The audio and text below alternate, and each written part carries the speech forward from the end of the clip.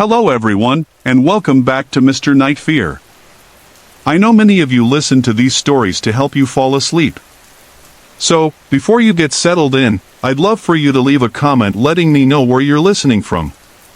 And if you're enjoying the episodes, don't forget to like and subscribe to the channel.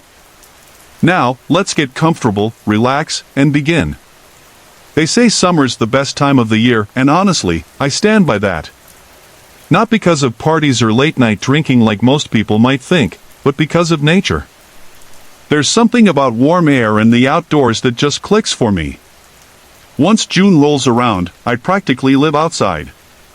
A few years ago, right in the middle of June, something happened that I still think about.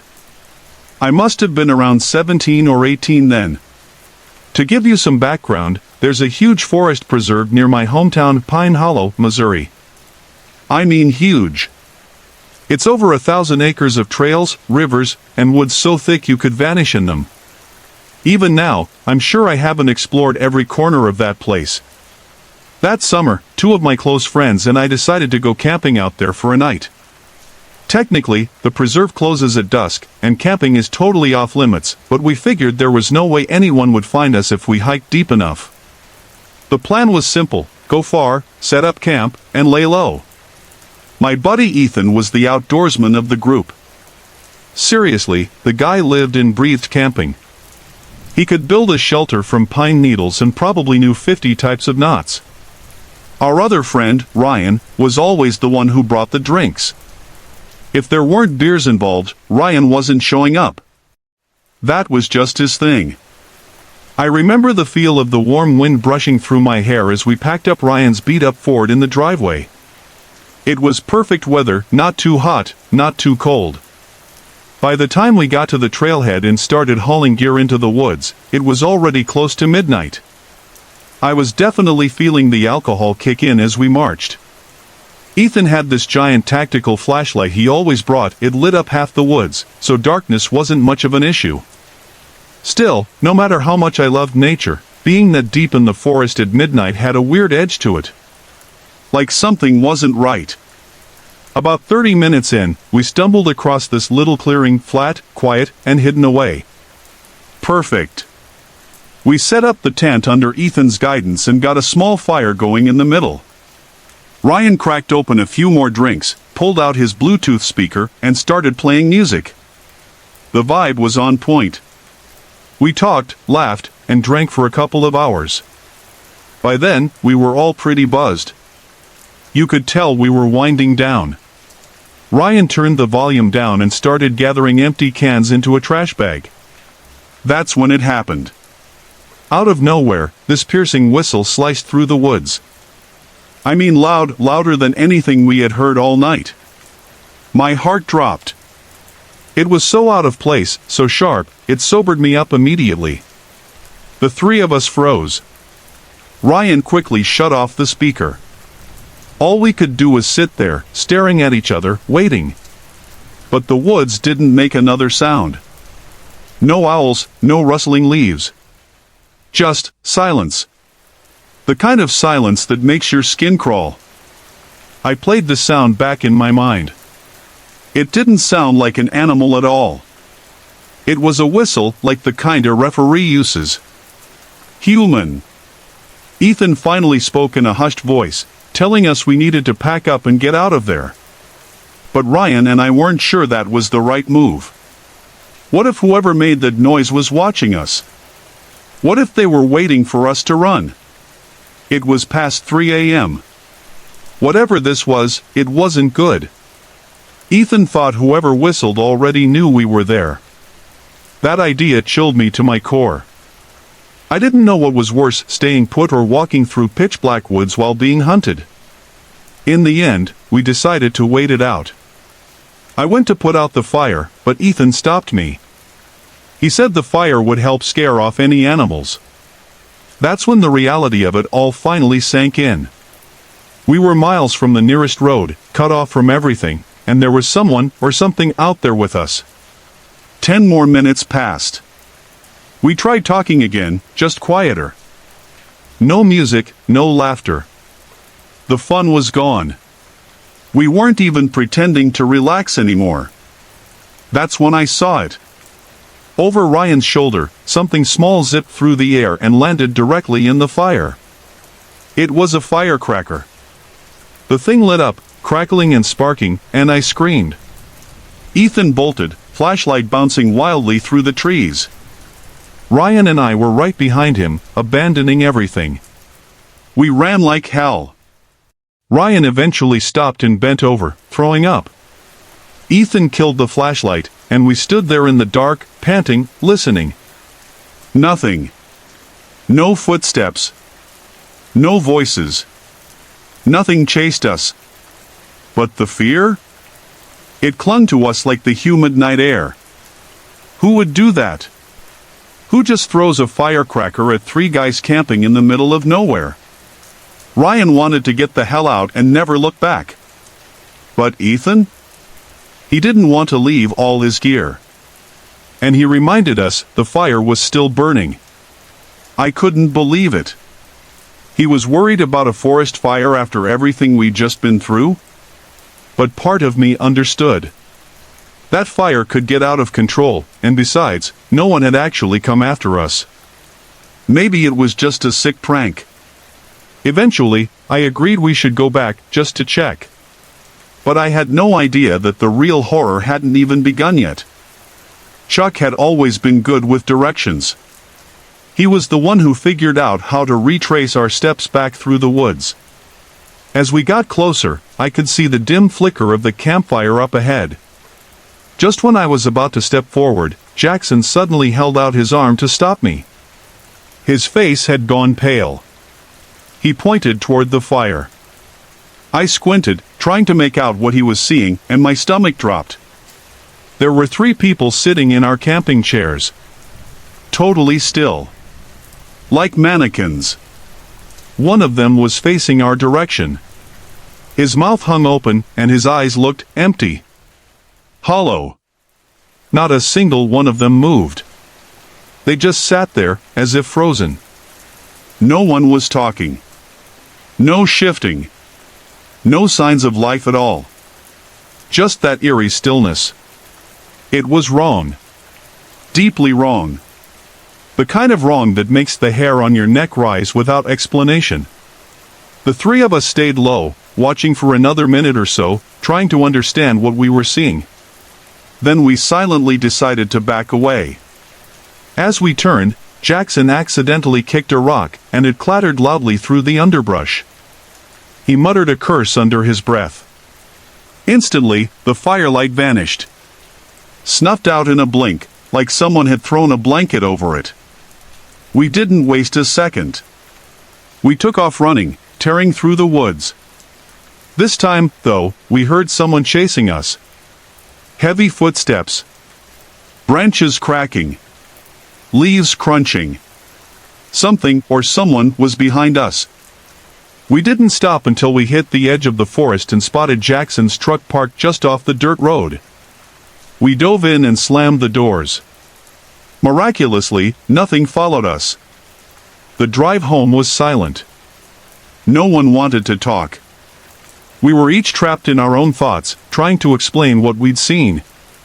The next day, Chuck insisted on going back to the site during daylight to collect some gear he'd left behind.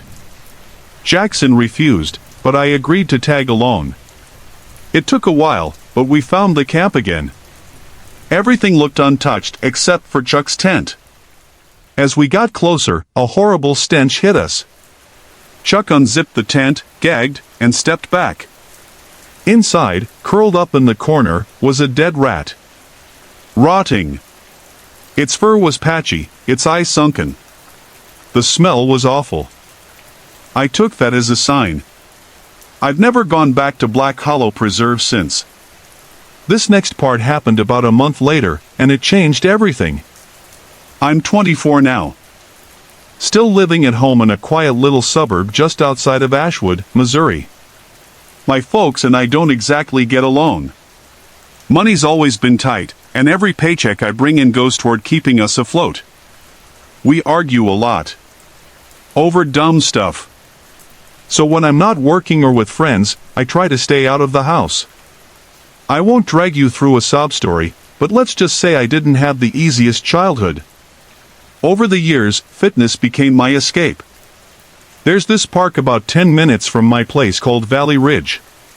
It has an old outdoor calisthenics setup, pull-up bars, dip bars, that kind of thing. Nothing fancy, but it works. I like going there at night. It's quieter, more peaceful.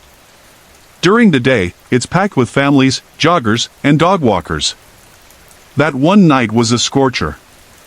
Easily 85 degrees, even after dark. My parents were yelling again, so I grabbed my keys and slipped out. My car's a beat-up white Camry that rattles every time I start it. I rolled the windows down and let the sticky summer air hit my face as I made the short drive up the hill. The parking lot was empty when I pulled in. It was close to 11 p.m. Valley Ridge Park is beautiful at night. You can see the city lights from the hilltop. The downtown skyline glows in the distance like a postcard. It always calms me. I started my workout like usual, pull-ups until I couldn't feel my arms. I wasn't really counting. Just doing sets until failure, taking short breaks in between. I just finished a round when I stopped to shake out my arms and stretch. Then I felt it. That prickling feeling on the back of your neck, like someone's watching you. I turned. And standing right there, no more than a foot away, was a man. Tall. Gaunt. His face was weathered and his clothes were filthy. He looked like he hadn't slept in days. I jumped back and yelled, startled. He burst into a strange, wheezing laugh and apologized. Sorry, man," he said, grinning. "Didn't mean to scare you." But there was something off about him. Something in his eyes. He was too close. Too casual. I asked him why he was creeping up on me like that. He shrugged. "I live out here," he said. "Been seeing you around a lot. Thought maybe you could show me a thing or two." My heart was still racing. I didn't want trouble, and I'm not the confrontational type. So I just gave a tight smile. "I'm just doing a few pull-ups, then heading out," I said, hopping back onto the bar. But his words echoed in my head. He sees me here all the time? How long had he been watching me? As I kept going, I felt the weight of his eyes on my back. My skin crawled. Still, I didn't say anything. I just wanted to finish and leave. Then it happened. Right as I was finishing my last pull-up, I heard him say my full name. Not just my first. The whole thing. I froze mid-rep, my hands went numb. I dropped to the ground, turned around slowly. What did you say?" He didn't answer.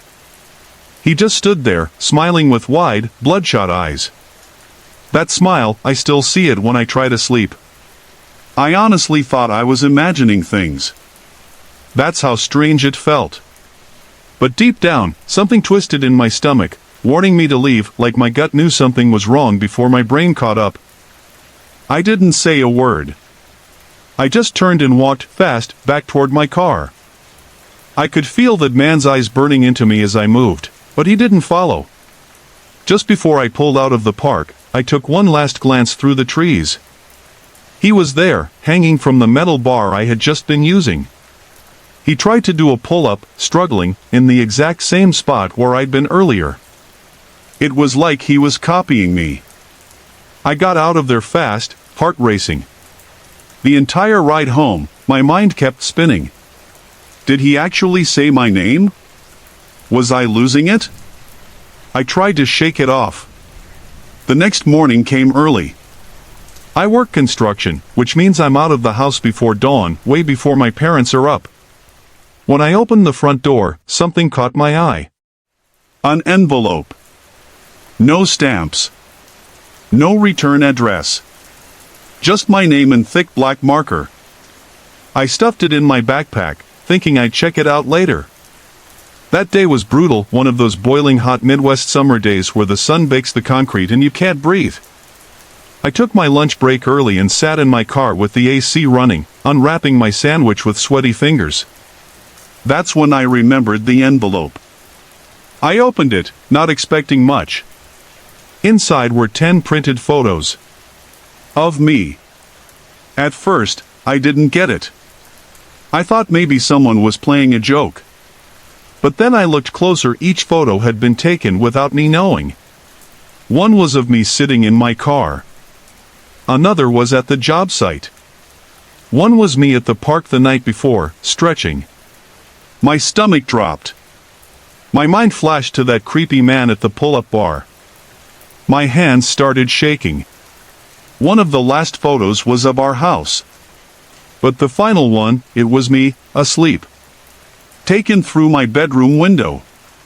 I nearly choked on my sandwich. My chest tightened, and I felt tears sting my eyes. I told my foreman I had an emergency. He wasn't thrilled, but I didn't care. I snapped pictures of the photos with my phone and drove straight to the police station. I handed everything over. Told them about the man I saw at Ridgeview Park.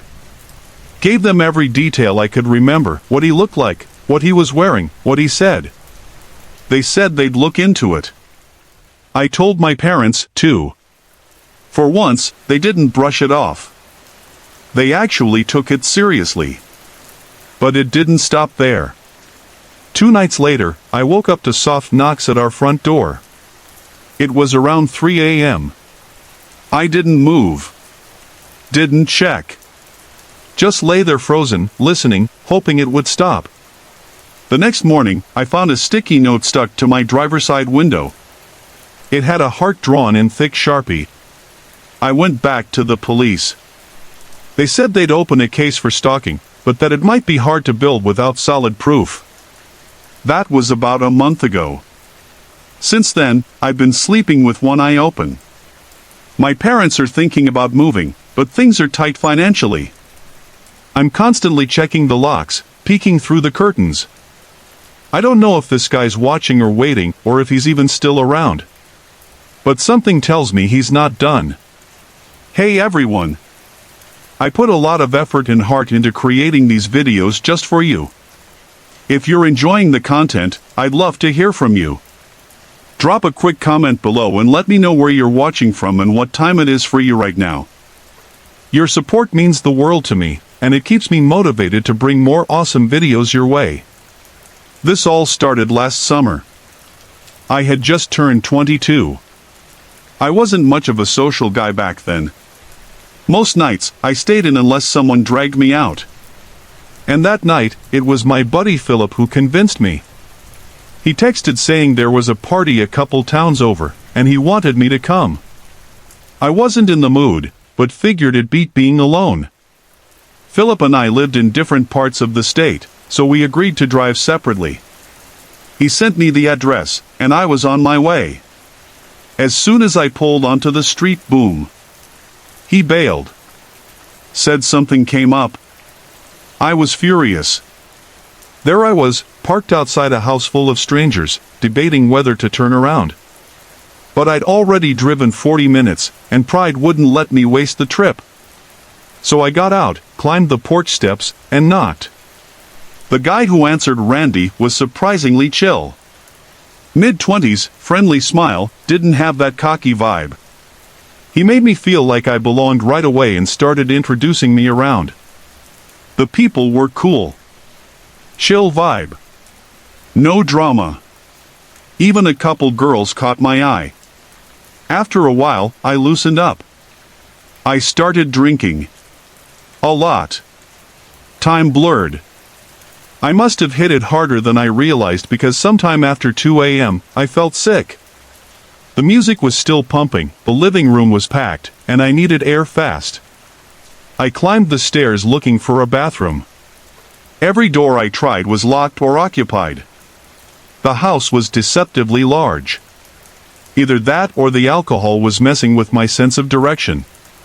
Eventually, I found a narrow door tucked at the end of a long hallway.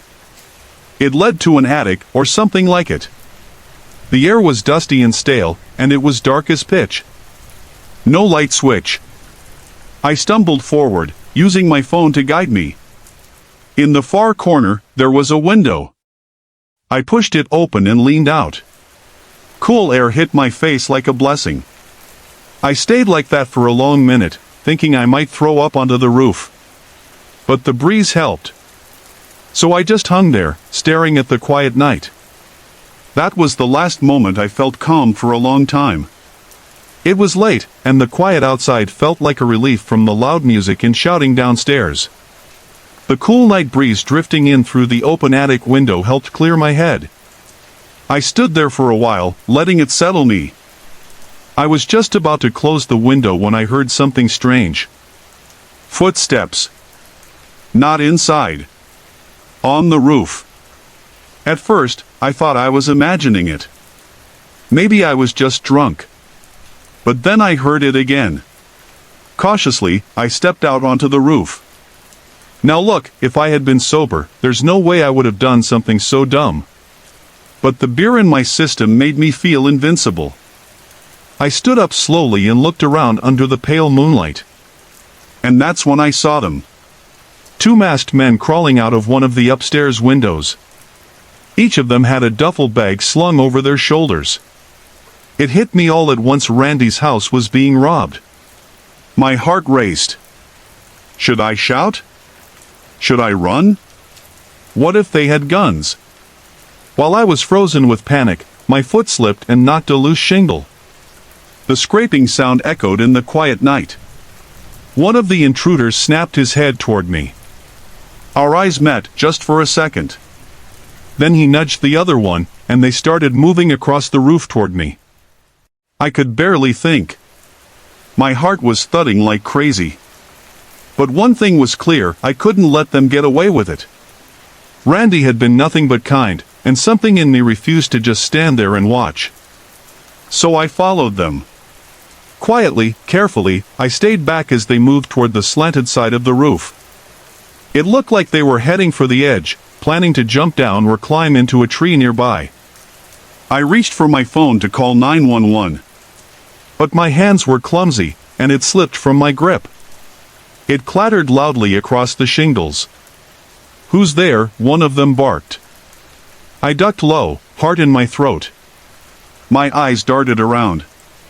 Then I spotted a loose tile by my feet. Without thinking, I picked it up and hurled it toward them. It missed badly, but the noise startled them. One of the guys lost his balance. He stumbled, crashed into the gutter, and fell to the ground below with a thud and a groan. The other burglar didn't hesitate. He leapt into the thick branches of a nearby oak and vanished into the darkness. I scrambled to the edge and saw the first guy writhing on the lawn. I turned to go back inside, and that's when I heard the sirens. Someone must have already called the police. I slipped back into the attic and tried to straighten myself out before heading down. The house party was still going strong.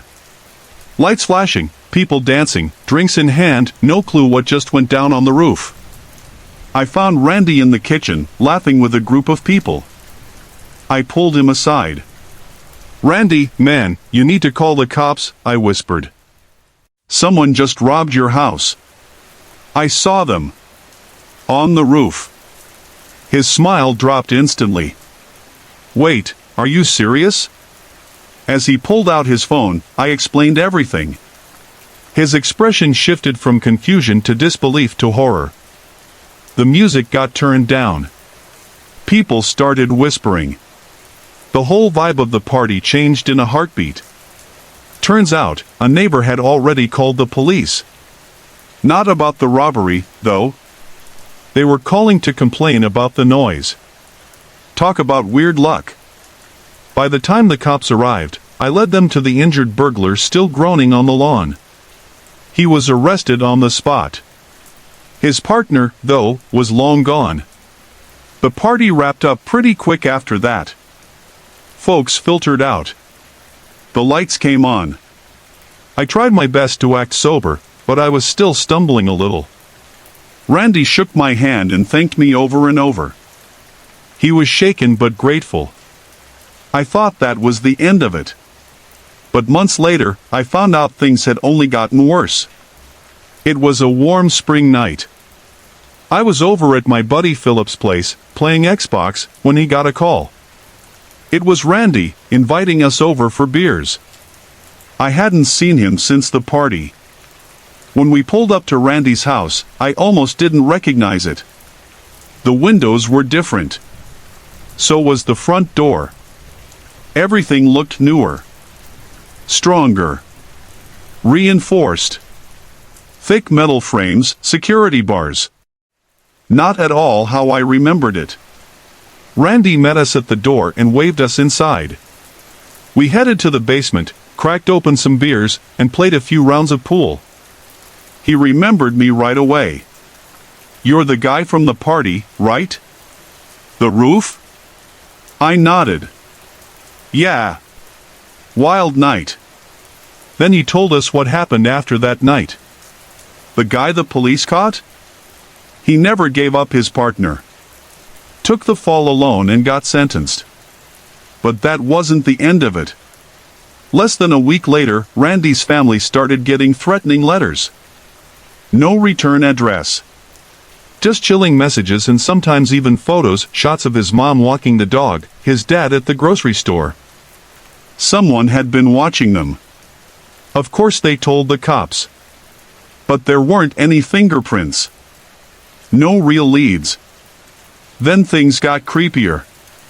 One night around 1 a.m., Randy's mom noticed a strange black SUV circling the block. A few nights after that, Randy's dad found the backyard gate wide open. Tools had been moved. Lawn chairs knocked over. It was like someone had been walking around back there. That's when they decided to take action. Reinforced every window. Changed out all the locks. Even installed motion-activated floodlights and cameras. I sat there, beer in hand, stunned. I had no idea how serious it had gotten. What started as a random party incident had spiraled into something that still hadn't ended. It wasn't just a robbery. It felt personal now, like someone was sending a message. Summer's right around the corner. I've got a feeling I haven't heard the last of this. What would you do if something like this happened in your neighborhood? Sorry to interrupt. If you're enjoying the story, let me know in the comments and tell me where you're watching from. Don't forget to like and subscribe for more.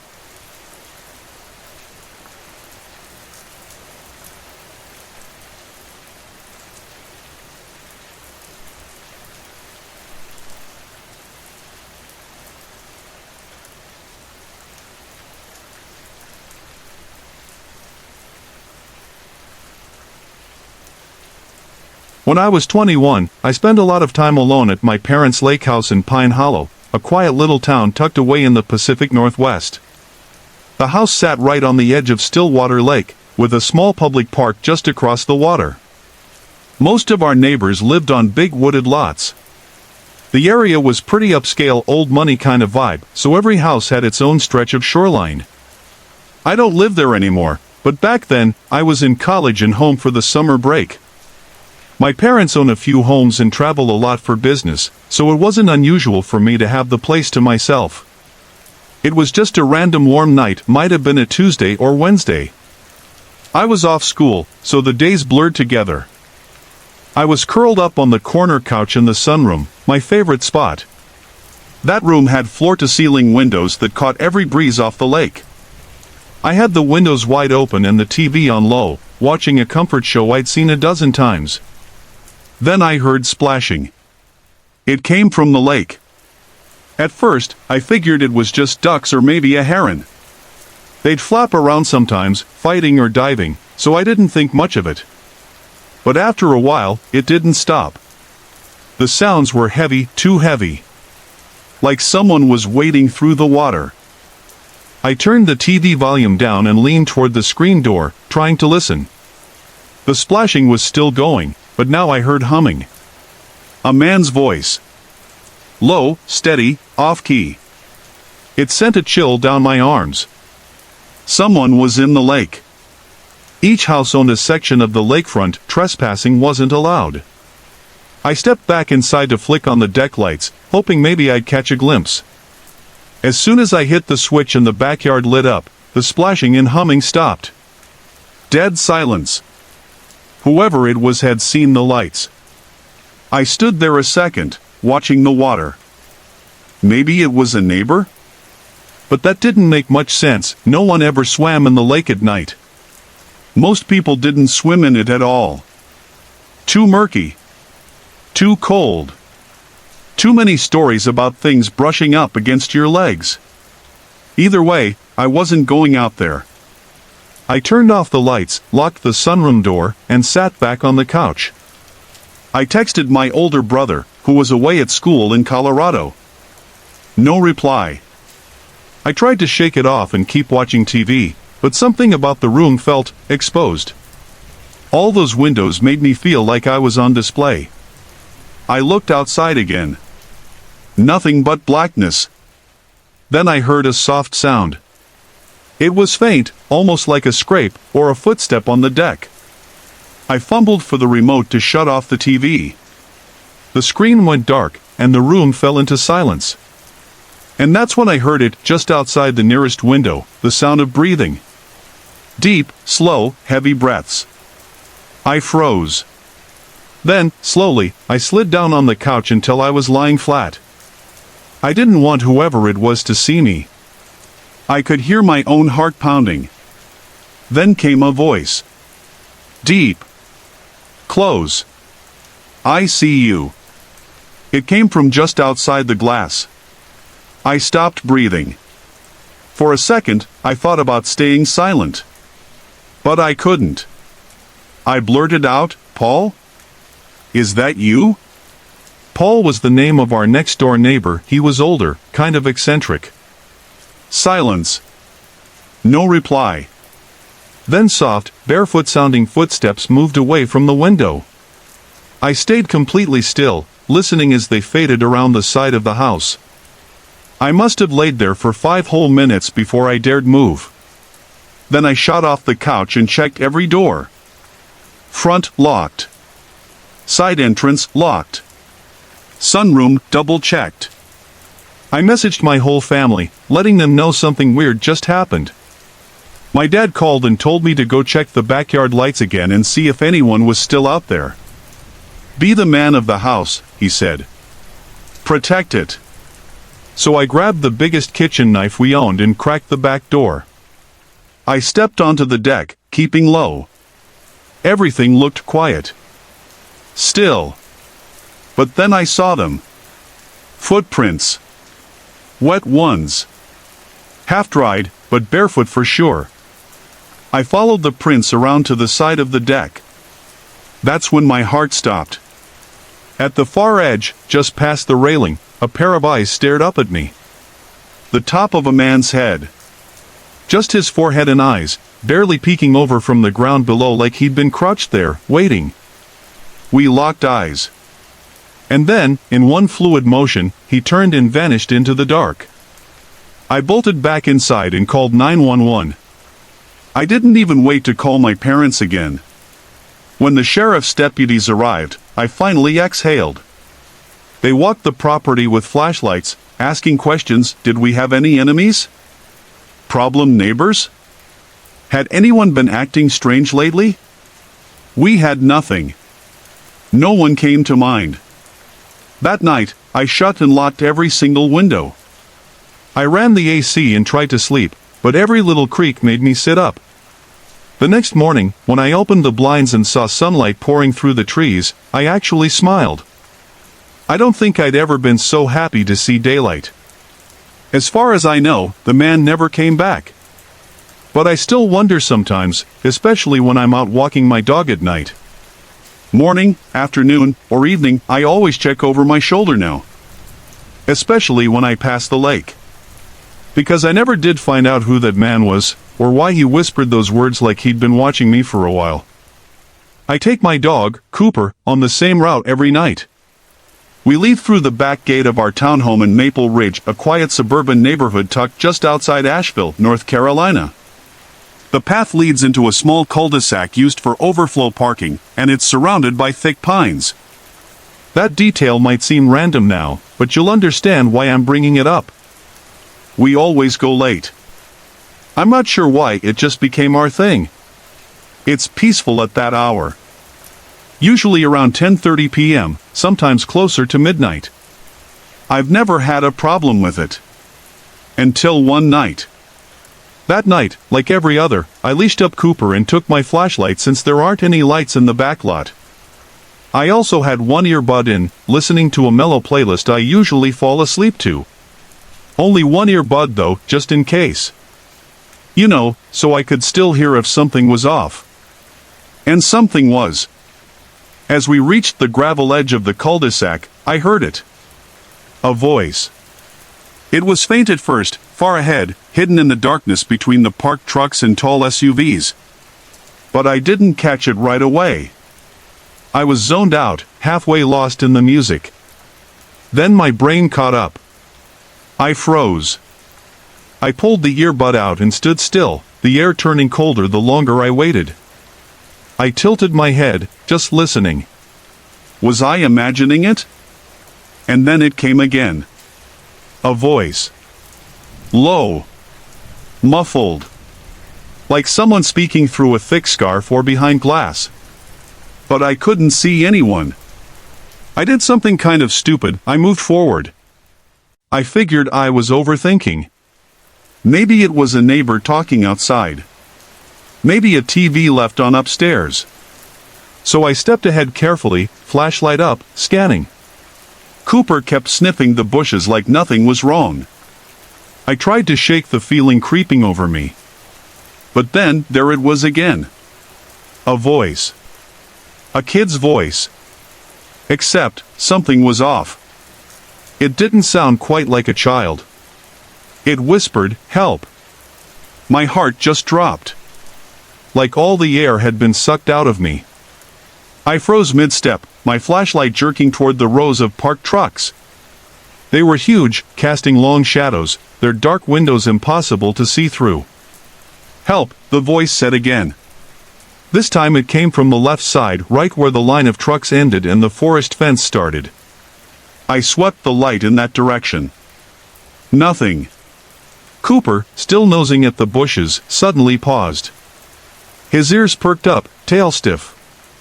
He looked in the same direction. 3 more times I heard it, "Help! Help! Help!" No panic in the voice. No fear. Just, repeated. Like a recording. Same tone. Same weird, muffled quality. That's when I knew it wasn't normal. The voice didn't feel human. It had the pitch of a child, but layered beneath, there was this faint undertone. Almost like 2 voices speaking at once. One soft and high, the other low and cold. I didn't wait to find out what it was. Cooper and I turned and ran straight home. I could feel something behind me the whole way, like eyes on my back, even though I never looked. When I got inside, I told my mom everything. She listened carefully but wasn't sure what to make of it. I said maybe we should call the police, just in case. She hesitated. Said it might have been a prank. But her face said she wasn't sure either. I didn't sleep that night. And I haven't walked that route since. Even now, thinking about it, I can hear that voice in my head. Calm. Emotionless.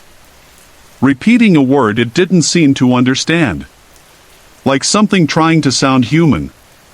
I'll never forget it. And the thing is, that wasn't even the start. What I'm about to tell you is why my parents eventually left our old family home, a place that had been in our family for 3 generations. We had deep roots there, but none of that mattered once the strange things began. I've struggled with depression most of my life. When I was a kid, it was especially bad. I felt like I didn't belong anywhere. I spent a lot of time alone, especially in my room. Our house sat deep in the woods. 3 sides were surrounded by tall trees, and the closest neighbor was a quarter-mile away. It was the kind of place that felt peaceful by day, but by night, the silence pressed in from all sides. My bedroom was in the far back corner of the house. It had two big windows, one on each outside wall. Both faced the forest. I used to hate that. At night, the trees looked like they were alive, moving even when there was no wind. It didn't help that I was terrified of the dark. The first strange thing happened when I was about 10. 5th grade. That age where you're too old to crawl into your parents' bed but still young enough to cry when you're scared. I had this little nightlight. It glowed in different colors, and I usually kept it set to red. I liked the way it made my room feel warm and calm. It became part of my bedtime ritual. One night, though, I woke up suddenly. Just snapped awake in the middle of the night. That alone was weird. I normally slept like a rock. I looked around, disoriented, trying to figure out what had pulled me out of sleep. That's when I noticed it. The nightlight wasn't red anymore. It was blue. Not a soft, calming blue, but an icy, electric shade I'd never seen it produce before. Cold. Unfamiliar. I sat up slowly, staring at it. And then I felt it. Someone or something was watching me. This happened when I was around 13, still living with my parents in a quiet neighborhood outside of Asheville, North Carolina. I remember it clearly because I had this little nightlight I always kept on. It was one of those plug-in kinds with a soft red glow, comforting, warm, familiar. One night, I was so wiped out I passed out instantly. But right before I drifted off, I noticed something odd. The glow coming from the nightlight wasn't red, it was blue. I was too tired to care in the moment. But it stayed in the back of my mind. About a week later, I noticed it again. I woke up, and the light was green this time. Definitely not how I left it. Confused, I asked my parents if they'd messed with it. They looked at me like I was imagining things. It's probably just acting up again, my mom said, waving me off. That thing's always been a little buggy.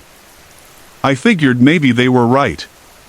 I mean, they're adults, they knew more than I did, right? Until one morning, I woke up and the nightlight wasn't even plugged in.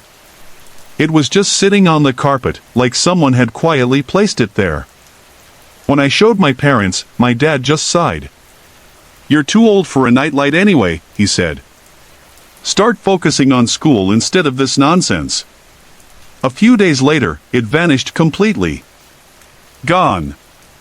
Not in the drawer, not in the trash. Just gone. And that's when I realized they were lying to me. I confronted them, thinking maybe they were trying to make me grow up or something.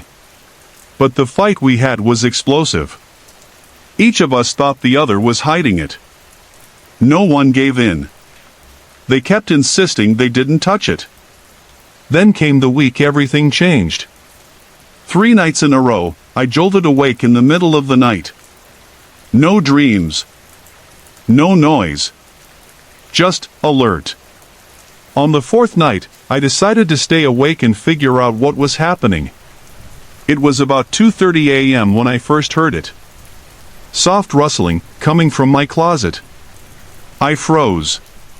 The noise wasn't loud, just faint enough to question if it was real. But it kept happening. The next morning, I told my parents again, desperate for them to believe me. "You're going through changes," my mom said gently. "Puberty can mess with your sleep."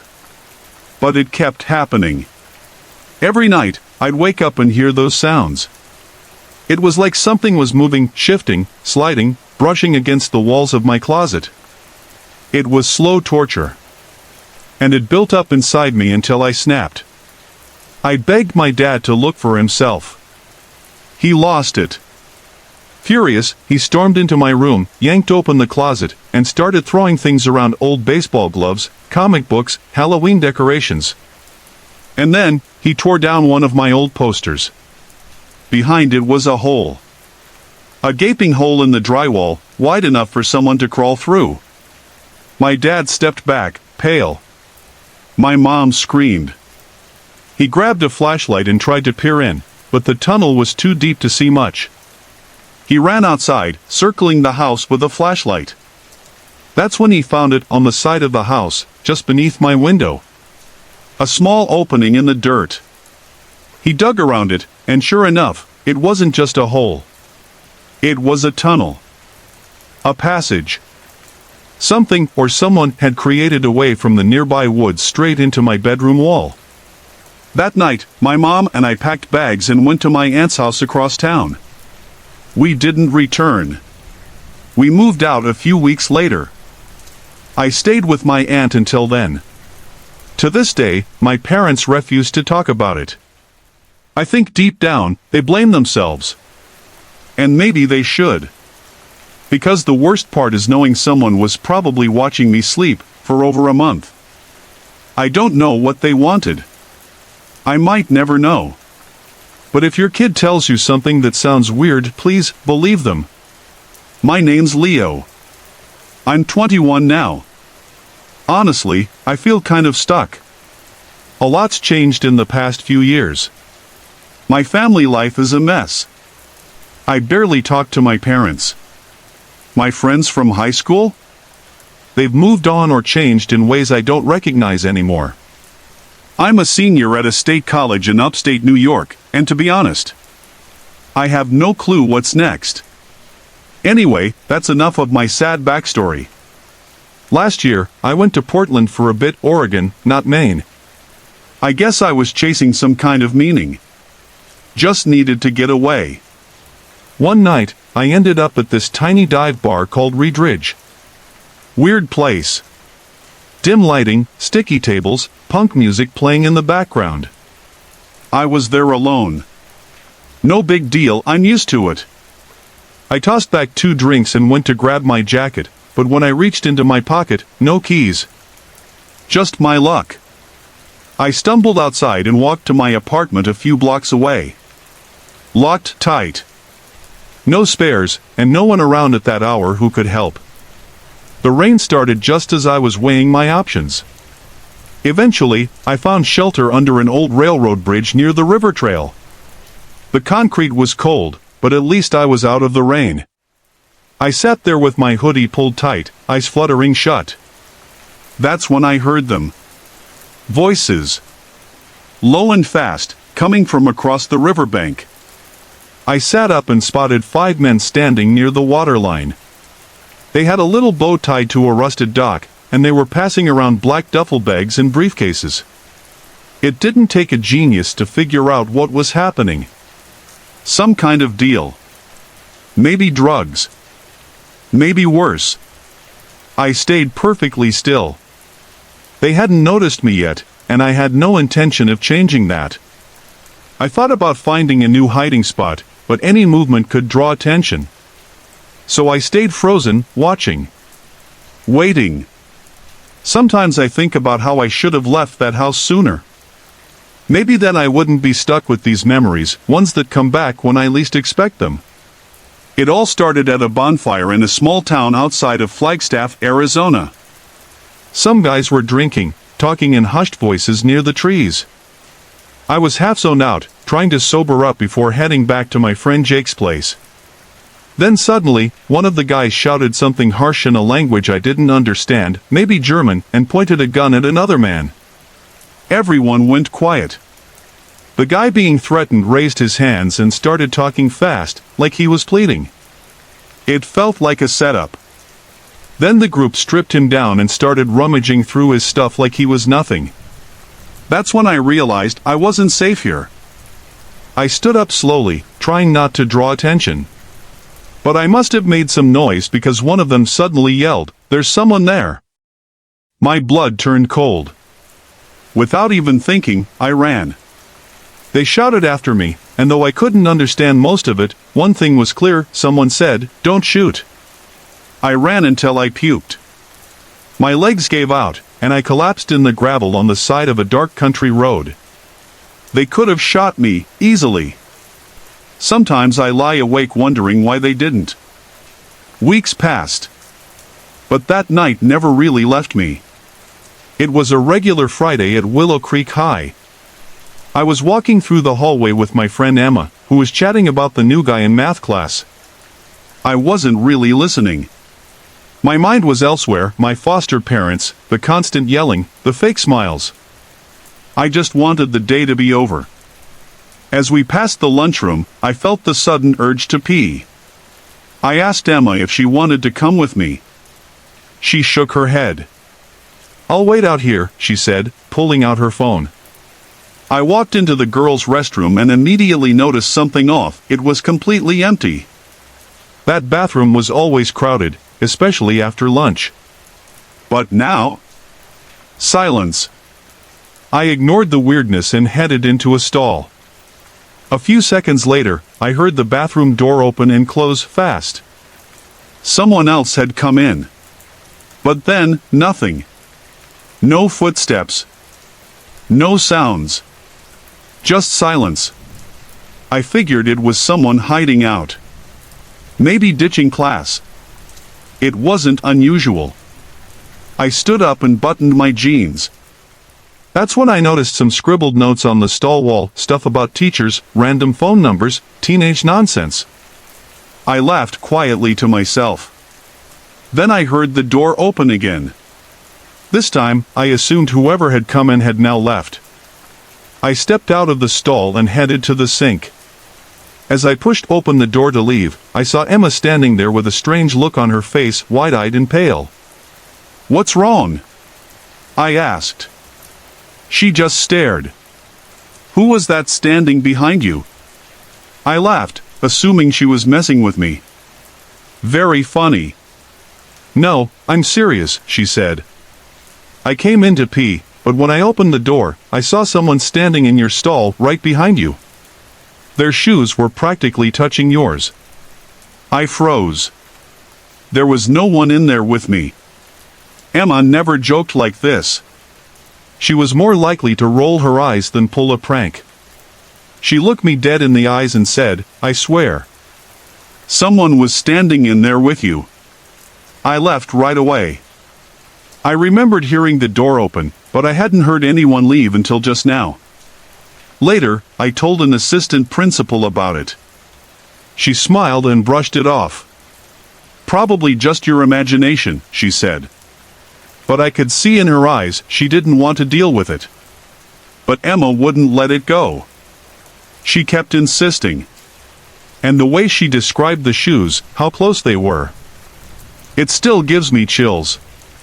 I never believed in ghosts, but something was off that day. I don't go into that bathroom anymore. That memory had started to fade when I moved out for my first job. I'd landed a decent position at a graphic design firm in Madison, Wisconsin. The company paid well enough for me to rent a tiny one-story house just outside of town. 2 bedrooms, 1 bathroom. Just enough space for me and a few weekend guests if I ever made friends.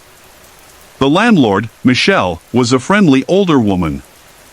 She lived a few blocks away and would drop off homemade cookies once a week. I think she preferred renting to women, said it gave her peace of mind. At first, the house felt like a fresh start. Quiet. Simple. But then, things got weird.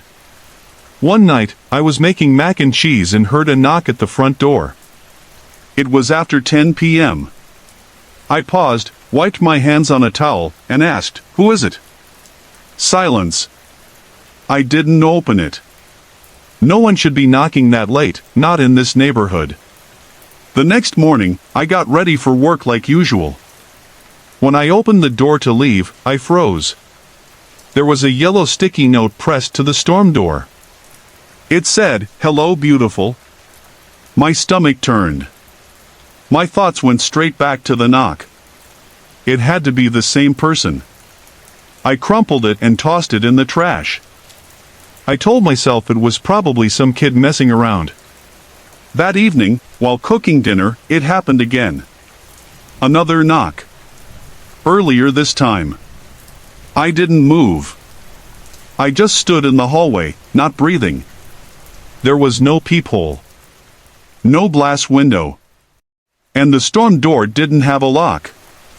Whoever was out there. I couldn't see them. But they could see me if I turned on a light. That's when it hit me, I was being watched. I called my mom and dad for advice. Honestly, they didn't know what to say. My dad, who's a retired sheriff's deputy from North Carolina, told me the police probably couldn't do much unless they caught someone in the act. His advice was simple: don't answer the door at night, stay inside after dark, and if things kept happening, he'd drive up and stay with me a few days. I followed everything he said. The next morning, first thing I did was check the front storm door. My stomach dropped when I saw another note stuck to the glass. This one said, "I like watching you. Sorry to interrupt. If you're enjoying the story, let me know in the comments and tell me where you're watching from. Don't forget to like and subscribe for more." I snapped a photo and sent it to my parents, and to my landlord too. Her name's Melanie. I asked Melanie if she'd ever had issues with men, maybe a stalker or an ex. She seemed shocked when I showed her the note and told her about the late-night knocks. She swore she had no idea who could be behind this. Said she was in a stable relationship and had never had anyone follow her. Still, something didn't sit right with me. That evening after work, I taped my own note to the door. "If you're looking for Melanie, she doesn't live here. She just owns the house. If you keep coming around, I'll be contacting the police." Weirdly, writing that gave me a sense of control. That night was filled with tension. I barely slept, waiting for those knocks. But nothing came. No sounds. No notes. I let myself believe it was over. The next morning, I stepped outside to take down my note, but it wasn't mine. It was a new one. Handwritten in the same rough scrawl. "I'm not looking for Melanie. I'm looking for you, my name. I like watching you." I felt nauseous. I texted the photo to my dad immediately. He didn't hesitate. He packed a bag and drove 4 hours straight to my place. By the time I got off work, he was already on my front porch with his arms crossed like a sentry. I couldn't focus all day, running through names and faces at work, wondering if someone like Creepy Craig from accounting could be behind this. That night, we waited. We didn't want to scare whoever it was away. So we held off on calling the police until it got dark. When the house was still and the wind started picking up, we stepped outside and called it in. Only one officer came out. Dad said it must have been a busy night. But having him there, in uniform, walking the perimeter and taking a report, gave me some peace. Dad, being a retired cop himself, talked the officer through everything. After the officer left, my dad stayed on the porch for hours, keeping watch long after I'd gone to bed. Whoever was behind it didn't come back that night. I moved out as soon as I could pack my things. Melanie was completely supportive about it. I haven't had any trouble at my new place. No more notes. No knocks. Which ruled out the creepy coworker theory. Still, I'll probably never know who it was. Now, I'll admit something. I used to be a bit of a flirt, maybe more than I should have been. Back in college, I chased women more than I hit the books. That part of me toned down over the years, partly because of what I'm about to share. I went to college out in Oregon, small campus, big parties. Sophomore year, I'd just finished pledging Phi Delta. Frat life was wild, but by the middle of the semester, I was burned out on sorority drama. Every girl seemed to have history with every guy I knew. It started to feel off. So I tried something new. I downloaded Tinder. Figured I'd meet someone outside the Greek scene. After a few swipes, I matched with a girl named Yasmin. She was into pool, horror movies, and old-school hip-hop. We talked for a few days, then made plans to meet up at my favorite spot, the Timber Tap, a cozy college dive bar just off campus with pool tables and cheap pitchers. I got there early to grab a table and warm up a little. I'd been shooting pool since I was a kid, and I liked the calm before the buzz of the night crowd. But an hour passed. No Yasmin. I figured I'd been ghosted. I was debating whether to head home or stay for one last game when I got a text. "Hey, I just got here." Sure enough, Yasmin walked in a minute later. She smiled, apologized for being late, and we ordered a couple of drinks. She was Latina, fiery and confident, and drank like she was immune to tequila. At one point, she asked for my Instagram. I gave it to her. 10 seconds later, I got a DM. I opened it and found a string of, let's just say, very explicit photos. I was stunned. Before I could even type a word, she looked at me and said, "Your turn." In hindsight, it was weird. We were sitting 5 feet apart. Why were we sending photos instead of just talking? But I was buzzed and not thinking clearly. Looking back, I should have noticed something was off. Because that night, it didn't end at the bar. We'd laughed it off. The awkward photos, the weird texts, it all just became part of the night's hazy comedy. A few hours later, things at the bar were winding down. I was planning to invite her back to my place, but before I could even suggest it, she leaned in and asked if I'd spend the night at hers. I said yes without hesitation. We stepped outside, and I realized I was way too drunk to even walk straight. Kind of pathetic, honestly. She ordered us an Uber, and I didn't pay much attention to where we were heading, just let the city blur past the window. It wasn't until we crossed a dark overpass and passed the faded "Welcome to Ashford Hills" sign that I realized we weren't in our usual part of town.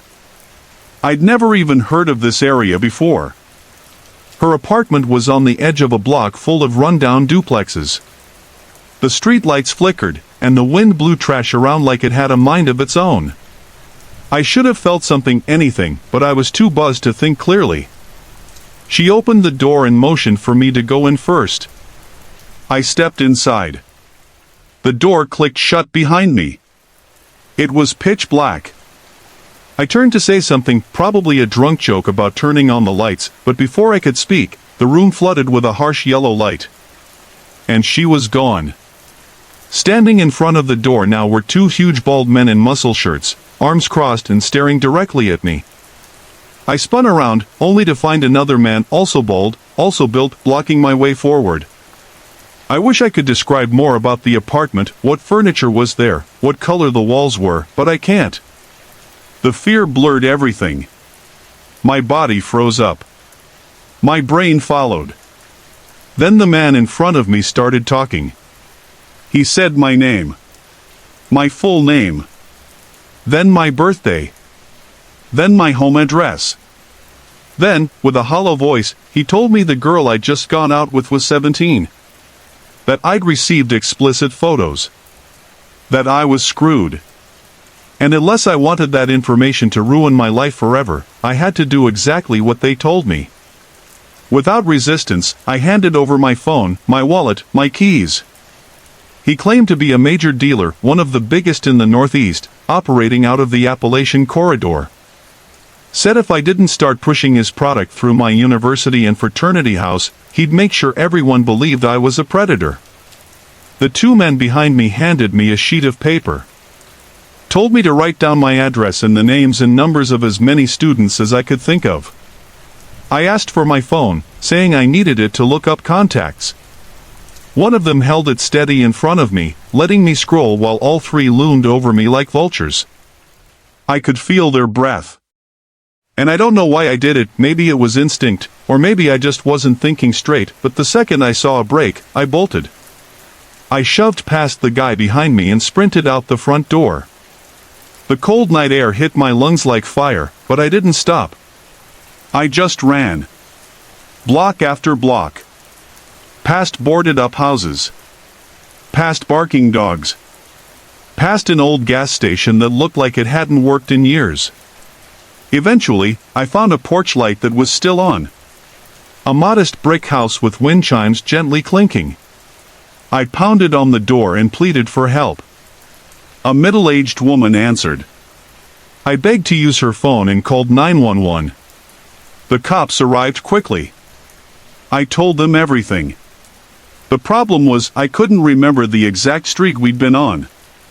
An officer offered to drive me around to retrace my steps. I agreed. As we moved through the streets, bits and pieces came back. I recognized a graffiti-tagged fence, then a dumpster, and finally a mailbox. We stopped. That was the place. I was sure of it. They went in. I stayed behind in the cruiser. 10 minutes later, one of the officers returned. "There's nothing there," he said. "Empty. Looks like no one's been there in weeks. No furniture. No lights. Not even a single trace of someone having lived there. Just an old, hollowed-out shell." Hey everyone!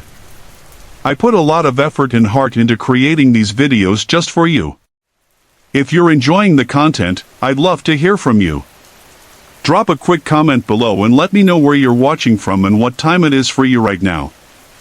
Your support means the world to me, and it keeps me motivated to bring more awesome videos your way.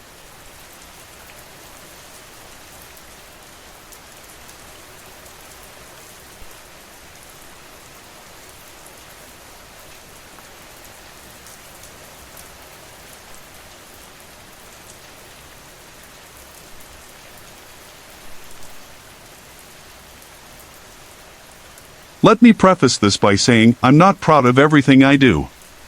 But it's part of who I am. I go by Nate. I'm a street artist, though plenty of folks would probably call me a vandal. Either way, spray paint and I get along just fine. Most people in the tagging scene? Total jerks. There's zero respect, everybody thinks they're a king. So I built my own way of doing things, stay low-key, stay away from the crowds. That's how I started hitting forgotten places, old train yards, shut down shipping depots, junked freight cars parked along dead-end lines. They're quiet. Isolated. The kind of spots where no one's around to critique your art or steal your canvas. My buddy Luke usually tags along. He's not into graffiti, but he likes the vibe, and honestly, I like having him there. It's rare these days to find someone who just gets you. Luke doesn't judge. Doesn't ask dumb questions. He's just solid company. That matters more than people think. We were out one night in a sleepy part of western Pennsylvania, near a place called Oak Ridge Hollow. Tiny town, mostly back roads and woods. I'd found some decommissioned tracks on Google Maps that morning. They looked abandoned, overgrown brush, rusted rails, no foot traffic. By 10 p.m., we were standing in front of a rusting freight train that looked like it hadn't moved in years. It stretched forever in both directions. Perfect. Not a single tag in sight either. I figured it must have been dumped recently. That got me pumped. Nothing beats a clean slate. Luke rolled a joint while I tossed him a can. He doesn't really paint, but I figured he could mess around. I cracked open a pink can and got to work. I'm not saying I'm Banksy, but my flow's clean. Sharp. I painted one car, then another. After 15 minutes, I had 3 solid pieces running along the train's rusted belly. The pink popped beautifully against the oxidized metal. I tossed the spent cans over my shoulder, grinning when I heard them rattle down the gravel. Luke had already sparked up a second joint. I usually don't go that hard, weed messes with my anxiety, but that night, I figured what the hell. We were alone, the stars were out, and for once, I didn't feel like the world was breathing down my neck. Right as I exhaled the last hit, a loud clang broke the stillness. It wasn't close, but it wasn't far either. Somewhere down the line, behind us. We froze. I turned to look at Luke. He didn't say a word, just stared into the dark space between the boxcars. The clang came again. This time, sharper. Like metal hitting metal. I suddenly wasn't high anymore. Was it outside the train? Inside one of the cars? I honestly don't know which would be worse. We didn't move. I just stood there with my skin crawling, heart thudding behind my ribs. After a long minute of silence, I reached for my phone and hit record on Snapchat. I figured I'd capture something, proof, maybe. What I got instead was a blur of panic. Bro, what was that? What the hell, yo? What the OHSH? The first noise was a paint can, my paint can, hitting the gravel hard. Someone had picked it up and chucked it toward us. Then came footsteps, fast and heavy. Someone was running after us, yelling something I'll never forget. "You better not trip, boy." Then, bang. A gunshot cracked through the night like lightning. Luke nearly fell trying to spin around. I fumbled my phone, thumb slipping off the screen. The video stopped. We ran. We ran like hell. Didn't stop until we hit the main road half a mile down. Neither of us spoke. I don't think I could have formed a sentence if I tried. I was shaking. So was Luke. That wasn't just paranoia. That was real. Someone was out there watching us. Waiting. We got in the car and drove back to my place in silence. No music. No talking. Just the sound of tires on pavement and our pounding hearts. What was I supposed to do? Call the cops? I'd been trespassing. Spraying. Hi. No way. Weeks passed. I couldn't shake the feeling. Couldn't stop replaying the sound of that voice. That gunshot. So one afternoon, I decided to go back. This time in daylight. This time with my Glock tucked in my waistband. The tracks were still empty, dead quiet. The train hadn't moved. But something had changed. My tags were gone. Not scrubbed off, covered. 3 ugly blotches of red paint, smeared across my work like a warning. Someone had come back after us. Someone hated that we were there. I kept walking, cautious but curious. A few cars down, one door was left wide open. Something about that alone made my stomach turn. I stepped inside. Empty. No crates, no garbage, just an old metal chair sitting dead center. Chains and ropes were scattered around it, some wrapped around the chair's legs, others curled on the floor like snakes. And then there was the smell. Bleach. It was overwhelming. I've worked janitor gigs before, and this was different. It didn't smell like someone cleaned something, it smelled like someone erased something. I pulled out my phone to take a photo, but before I could snap a shot, I heard it again. Clang. Further down the train. I didn't wait this time. I backed out, gun ready, and left fast. I've told this story to friends. No one has an explanation. Was it a squatter? A killer? Some psycho with a turf obsession? Maybe all of the above. All I know is this, I haven't gone tagging since. And I sure as hell never went back to Oak Ridge Hollow. But sometimes, when I'm alone, I still hear it, the echo of that voice in the dark. You better not trip, boy. Let me tell you something strange that happened.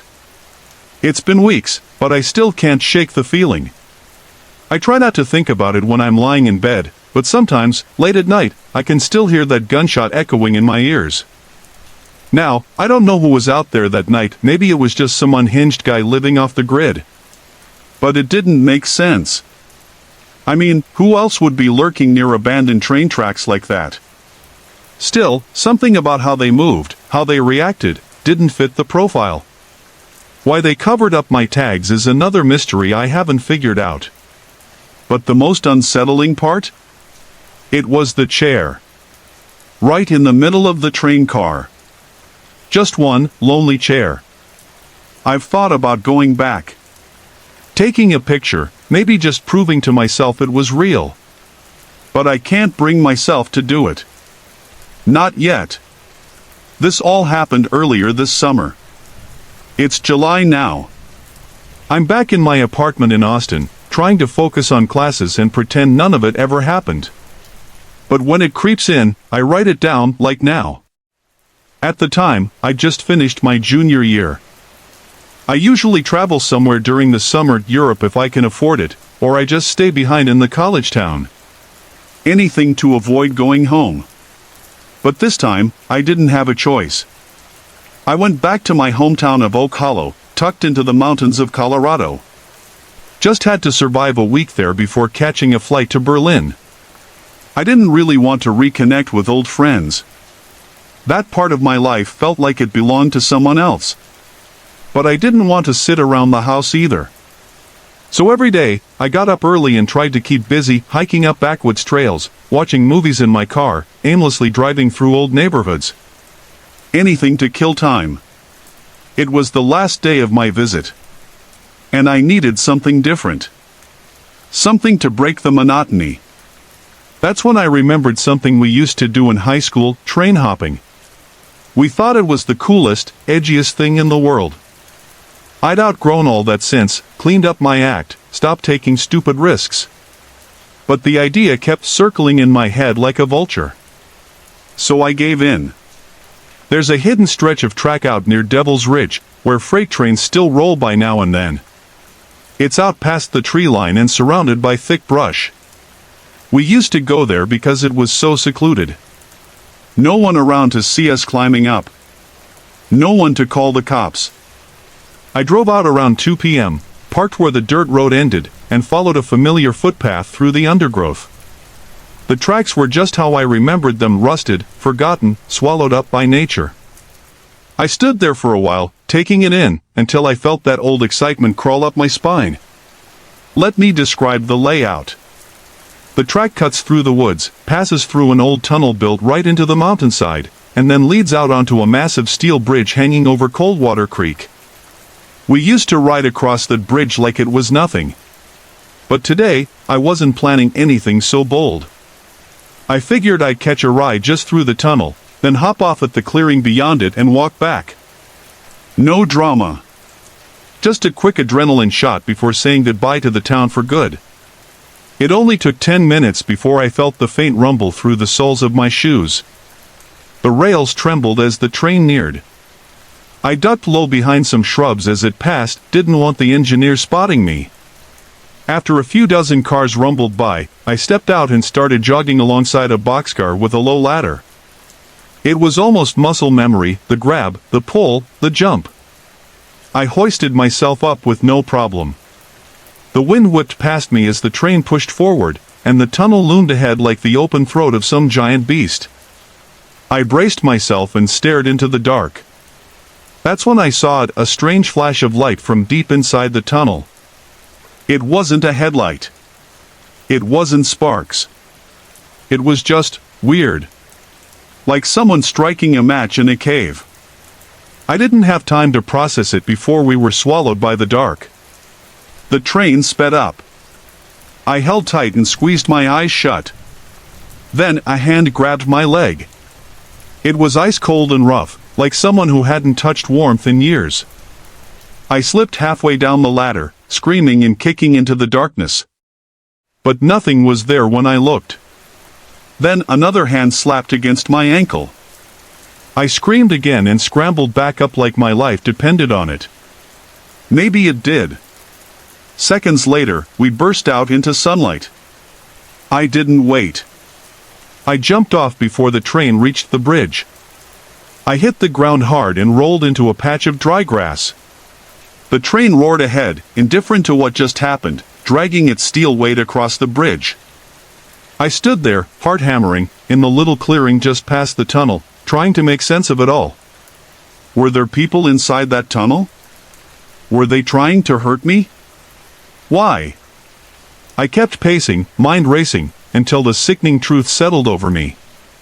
The only way back to my car was through that tunnel. No. Not a chance. There was no way I was walking through there, not after what just happened. Not with the sun starting to dip behind the trees. Not with God knows what waiting in the dark. I thought about walking across the bridge, but it was way too risky.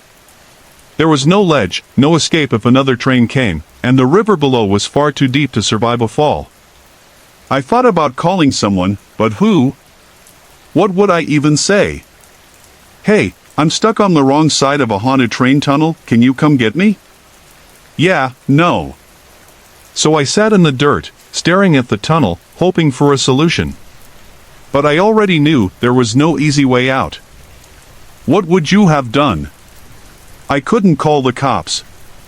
Just being down here was already illegal. That option was off the table. So I grabbed a chunk of broken brick and started down the tunnel. I was sure there were at least 2 people ahead, but honestly, it could have been more. I had no way of knowing. About halfway in, right around the same spot where I'd felt those hands before, I heard something. A clicking noise. Soft, rhythmic. At first, I thought someone was clicking their tongue, but the tone was strange, almost metallic. Like it could have been from a machine, or not. I froze. Every part of me screamed that going farther was a terrible idea. But something kicked in, maybe adrenaline, maybe panic. I took out my phone. "Back off or I'll shoot," I shouted, voice bouncing through the tight concrete walls. Total silence. The clicking stopped. I didn't have a gun, of course. But I figured pretending to be armed was better than walking straight into whatever this was. So I found a video on YouTube, just a basic gunshot sound effect. Cranked the volume. Hit play. The sound boomed through the tunnel. Louder than I expected. The echo made it feel real, like a shotgun blast had just gone off underground. I held my breath, praying that whoever or whatever was in there bought it. Then I ran. Full sprint, straight through the darkness, heart pounding, brick still in my hand. I didn't stop until I was clear on the other side. No one grabbed me. Nothing chased me. But when I turned around, just before climbing out, I saw it again, a quick flash of light deep inside the tunnel. This time, though, it lasted long enough for me to make out 2 figures standing still on the tracks. Just staring. I didn't wait. I jogged off without looking back. And then it came, the loudest, most gut-wrenching screech I've ever heard. It wasn't animal. It wasn't entirely human, either. But it was close enough to send a chill down to my bones. That was the end of train hopping for me. New York's subway system is a strange place. I've worked for the MTA for over 7 years now, and there's not much that really gets under my skin anymore. But whenever friends ask if I've seen anything weird, there's one story that still haunts me. Something I can't explain. It happened 2 years into the job, back when I was stationed near a place called Fox Hollow, an older neighborhood with one of the quieter stations on the edge of town. That night, I was on a solo maintenance shift. Late night cleaning duty. It was eerily quiet. You get used to seeing these stations packed with people, so walking into one that's totally empty feels wrong. Like you're not supposed to be there. That night, there wasn't a single soul in sight. Just buzzing fluorescent lights overhead and the occasional rumble from a distant passing train. Then I heard something. A metallic clang from inside the tunnel, just past the platform. It startled me so bad I dropped my mop. The sound wasn't something I was familiar with. If I had to describe it, it was like a rock falling and hitting an old steel pipe. I paused and listened, peering into the black tunnel. Nothing moved. No more sounds came. I figured maybe it was a rat, or a chunk of debris falling from the ceiling. These stations are old. Stuff shifts. So I went back to work. 10 minutes later, it happened again. Only this time, the sound was louder. Sharper. It echoed all the way down the tunnel and into my chest. Now I was uneasy. I tried to stay calm, convincing myself it was just loose metal or something simple. But part of me didn't believe it anymore. I put down the mop and walked carefully to the tunnel entrance, being as quiet as I could. I squinted into the darkness, trying to catch any movement. Nothing. I considered calling out, asking if anyone was there. But something stopped me. I stood there, just staring, unsure if silence was the better choice. Eventually, I turned back to finish my shift, brushing off the whole thing. Maybe I was tired. Maybe my ears were playing tricks on me. I focused on wrapping up my work and was relieved that I'd be leaving soon. I was just finishing when I heard something else. A child's voice. It called for help from inside the tunnel. Quiet. Scared. Real. I stopped cold. Every instinct told me to stay put. But I couldn't just ignore it. If there really was a child down there, I had to make sure. So I climbed down off the platform and stepped onto the tracks. I waited for my eyes to adjust. The tunnel was pitch black, and the cold air felt different now, thicker, like it was holding its breath. "Hey, kid?" I called out gently. "You okay in there?" No answer. Just stillness. That was strange, I thought, starting to feel a knot form in my stomach. Something about the whole encounter just didn't sit right. Then I heard the boy's voice again, soft but clear, calling for help. I shouted back, asking if he could hear me. "Yeah," he replied. I asked him where he was exactly. There was a pause. Then came the answer, "Right in front of you. Just keep walking." My gut told me not to. But I couldn't ignore a child possibly stranded down here in the dark. The old train tracks running through the abandoned tunnel outside Pine Hollow, Oregon, were no place for a kid to be. Especially not alone. I took a few cautious steps forward, heart racing. That's when something clicked in my head. I called out again. "What's wrong? Are you hurt?" Silence for a beat. Then, the same answer, "Just keep walking." Something about his voice, it didn't sound scared. It sounded flat. Robotic, almost. I hated every second of this. As my eyes adjusted to the darkness, I began to see something ahead. A faint outline, small, crouched low on the tracks. A kid, maybe 10 or 11, just standing there in the shadows. But just behind him was something else. Taller. Broader. Still as a statue. It wasn't a trick of the light. That was definitely the shadow of an adult. I froze. My blood ran ice cold. What the hell was I walking into? I turned around slowly, refusing to make any sudden moves, and began backing away toward the platform. My boots scraped against the gravel, and I braced for the sound of footsteps behind me. But none came. Then the boy's voice rang out again, louder this time. "Wait! Where are you going?" I didn't answer.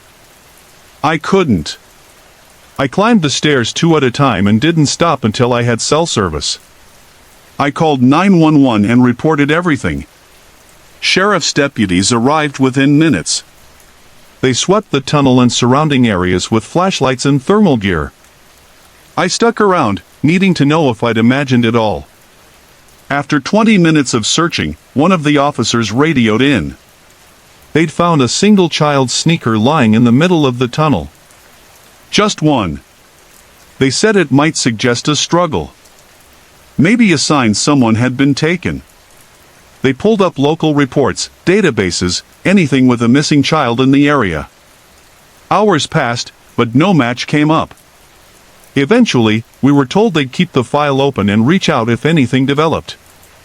The leading theory? Someone was hiding in those tunnels, someone who had trained the kid to cry for help to lure someone in. Maybe the child was a victim.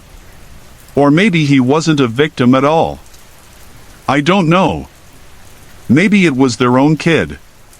Maybe they're raising him to be just like them. I hope I'm wrong. But if I'm right, I can't imagine what that boy's life looks like now. Sorry to interrupt. If you're enjoying the story, let me know in the comments and tell me where you're watching from. Don't forget to like and subscribe for more.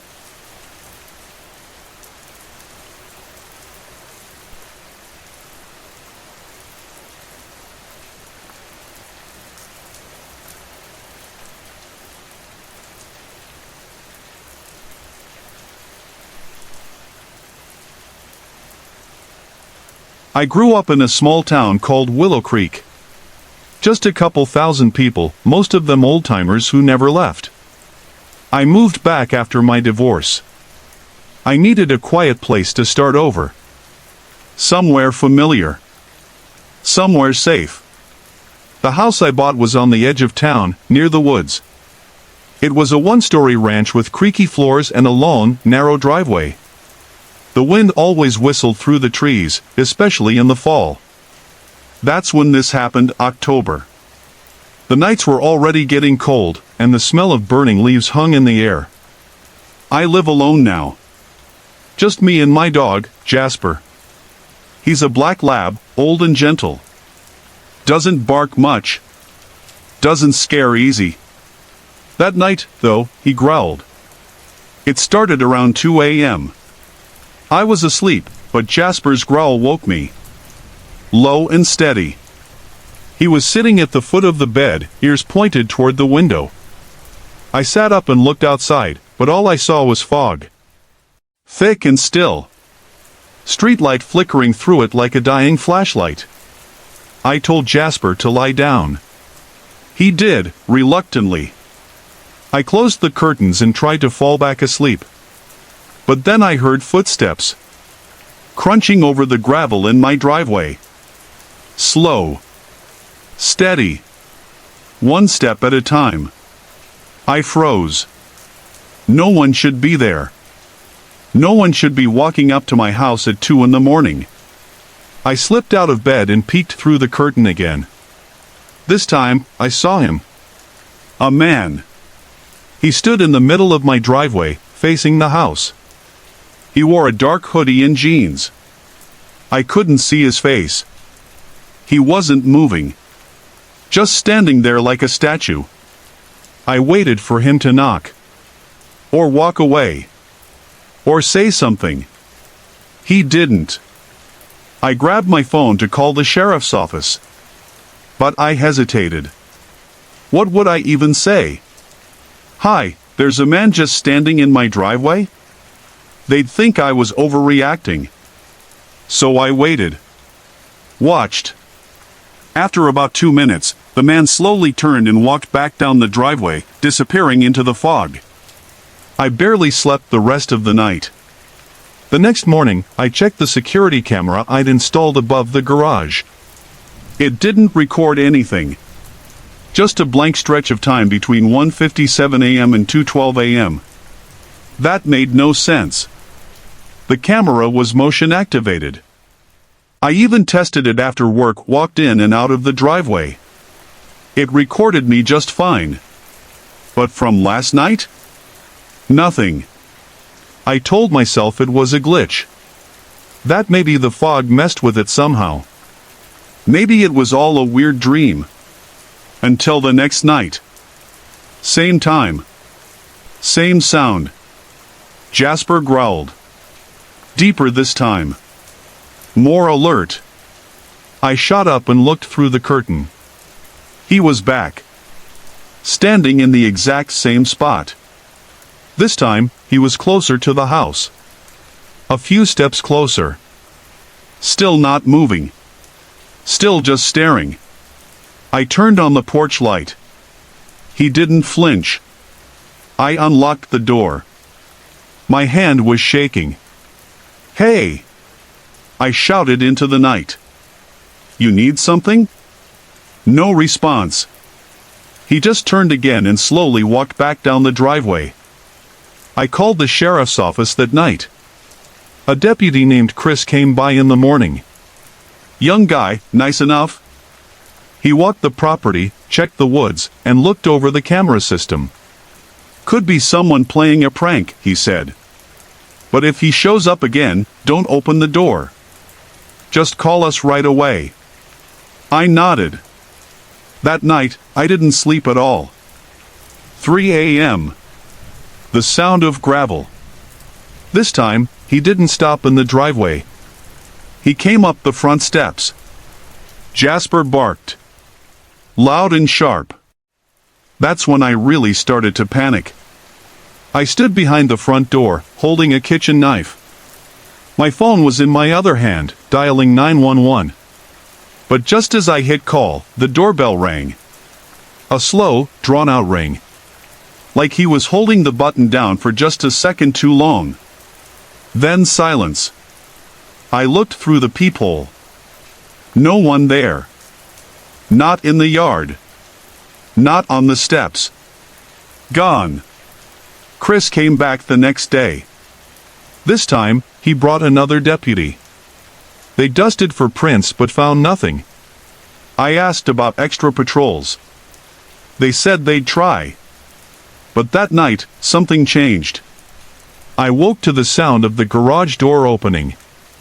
I never used the garage. It had no automatic opener.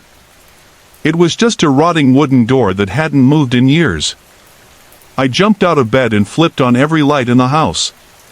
I called Chris again and locked myself in the bathroom until he arrived. They found the garage door slightly open. Just wide enough for someone to slip through. Still no prints. Still no camera footage. Chris looked tired. You sure you don't know this guy? I shook my head. Never seen him before 2 nights ago. Think it might be someone from your past? Your ex, maybe? No. It's not like that. But I wasn't sure anymore. I moved a week later. Packed up in a single afternoon and drove straight to my sister's house 3 towns over. I never saw him again. But I still think about it. The way he moved. The silence. The way the camera refused to catch him. Sometimes I wonder if he was even real. Or if something darker was happening in that house. Something that didn't want to be seen. That doorbell sound still rings in my head sometimes. Long and slow. What would have happened if I had opened the door? What do you think? Have you ever seen someone in the fog, just watching? I used to live in a small town called Silver Grove. The kind of place where the air smells like pine and the roads are always just a little too quiet after dark. I moved there after my mom died. I wanted a reset. Something simple. So, I rented the second floor of an old farmhouse just outside town. The rent was cheap, and the landlord, Mr. Grady, lived downstairs. He was in his 60s, walked with a cane, and smelled like peppermint and dust. He kept to himself. That was fine by me. I liked quiet. Or, I thought I did. The house made noises. That was the first thing I noticed. The stairs groaned even when no one was on them. The wind whispered through the cracks in the windows like it was trying to speak. Sometimes I'd wake up and swear I heard footsteps pacing below, but when I asked Mr. Grady about it, he said, "This house has a long memory. You'll get used to it." I never did. About 2 weeks after I moved in, I started seeing shadows. At first, I thought it was the way the moonlight played through the trees outside. But then I noticed they didn't always move like trees do. They lingered in the corners. Behind doors. In reflections.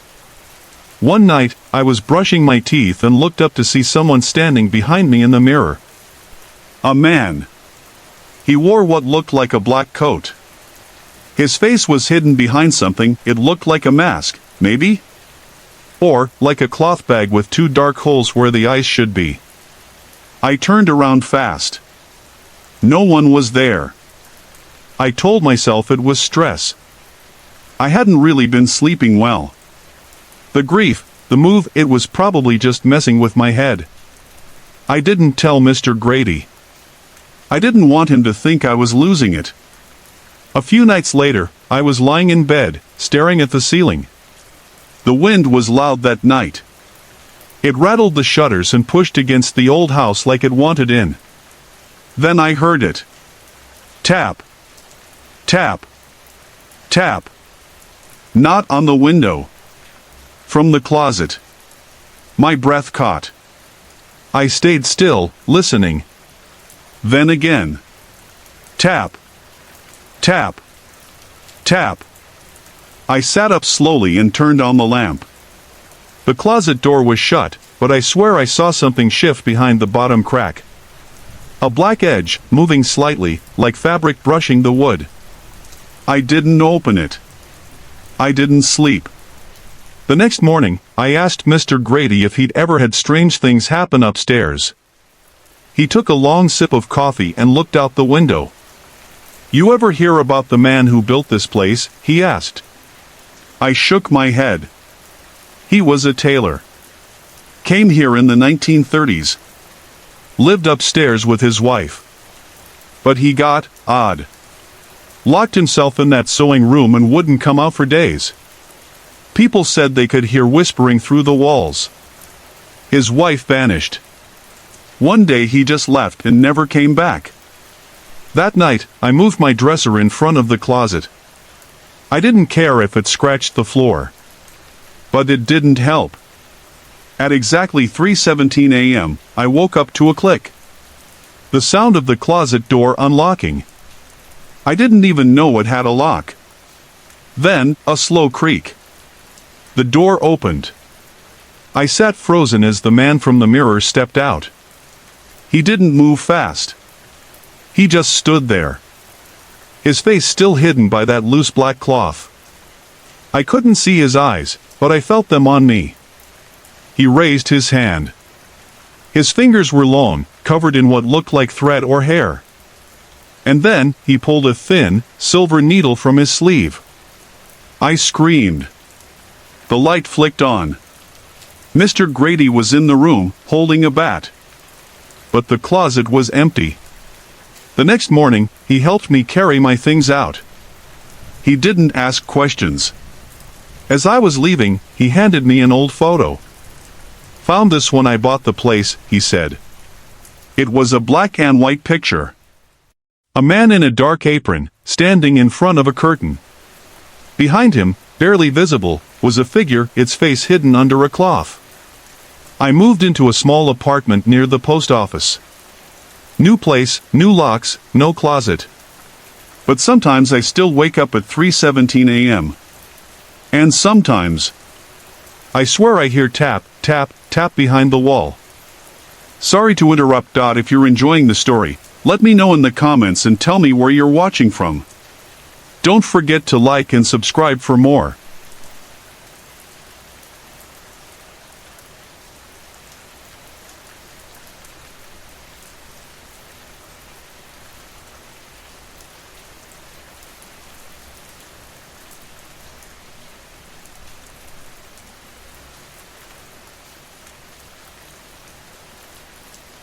Hey everyone! I put a lot of effort and heart into creating these videos just for you. If you're enjoying the content, I'd love to hear from you. Drop a quick comment below and let me know where you're watching from and what time it is for you right now. Your support means the world to me, and it keeps me motivated to bring more awesome videos your way.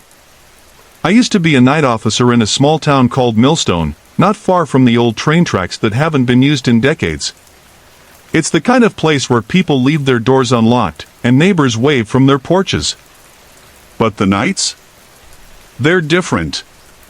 I started taking night shifts after my divorce. The silence helped me think, sometimes too much. My name's Chris. I'm 42. Been with the force for almost 15 years. Nothing big ever really happens here. Mostly lost pets, noise complaints, and sometimes a drunk sleeping it off behind the diner. But there's this one spot I always hated checking, near the old signal house by the tracks. It's just a rundown building with broken windows and peeling paint. Locals say a man used to work there before the train stopped. People called him Switchman Joe. The story goes he vanished one night during a storm, and no one ever found him. I never believed in ghost stories. Still don't. Or at least, I didn't. One cold November night, I was driving along the edge of town when I saw a flash of light near the tracks. It wasn't headlights or a flashlight. It looked like an old lantern swinging side to side. It stopped me in my tracks. I slowed the cruiser and parked by the edge of the woods. The air smelled like wet leaves and old metal. The wind made the trees creak. I stepped out, crunching dead leaves under my boots, and the hairs on my arms stood up. There it was again. A light. Faint. Like it was inside the old signal house. I radioed in, but the signal crackled. Typical dead zone. I started walking toward the house. My flashlight barely cut through the fog. I kept telling myself maybe some teenagers were messing around. Or maybe a squatter had moved in.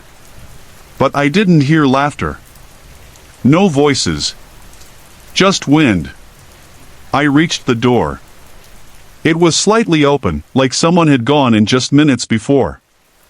I pushed it slowly. The hinges moaned. The inside smelled like mildew and rust.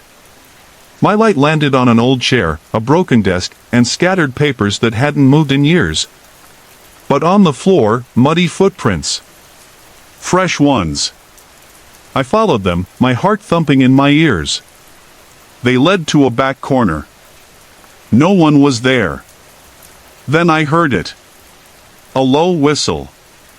Not from outside. From inside the house. It was the kind of whistle train workers used to signal at crossings. Long, slow, sad.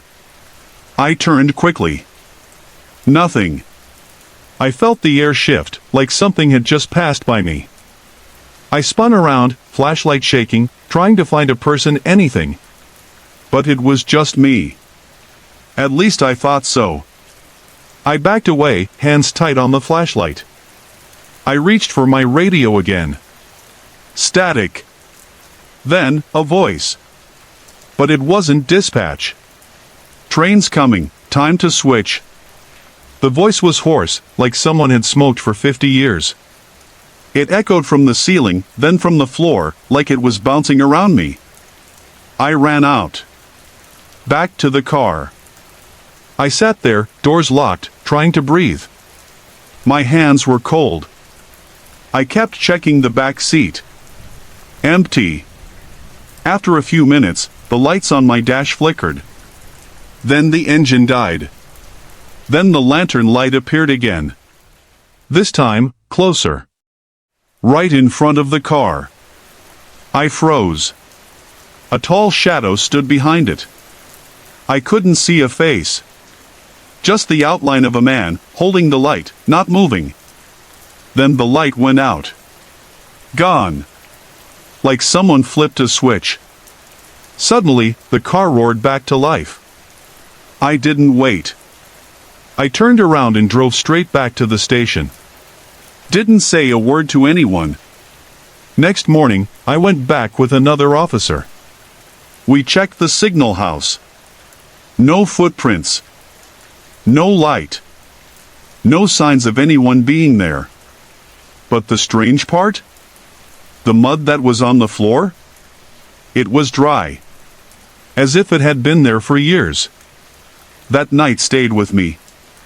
I kept thinking about the whistle, the voice, the feeling that I wasn't alone. Some say Switchman Joe never left.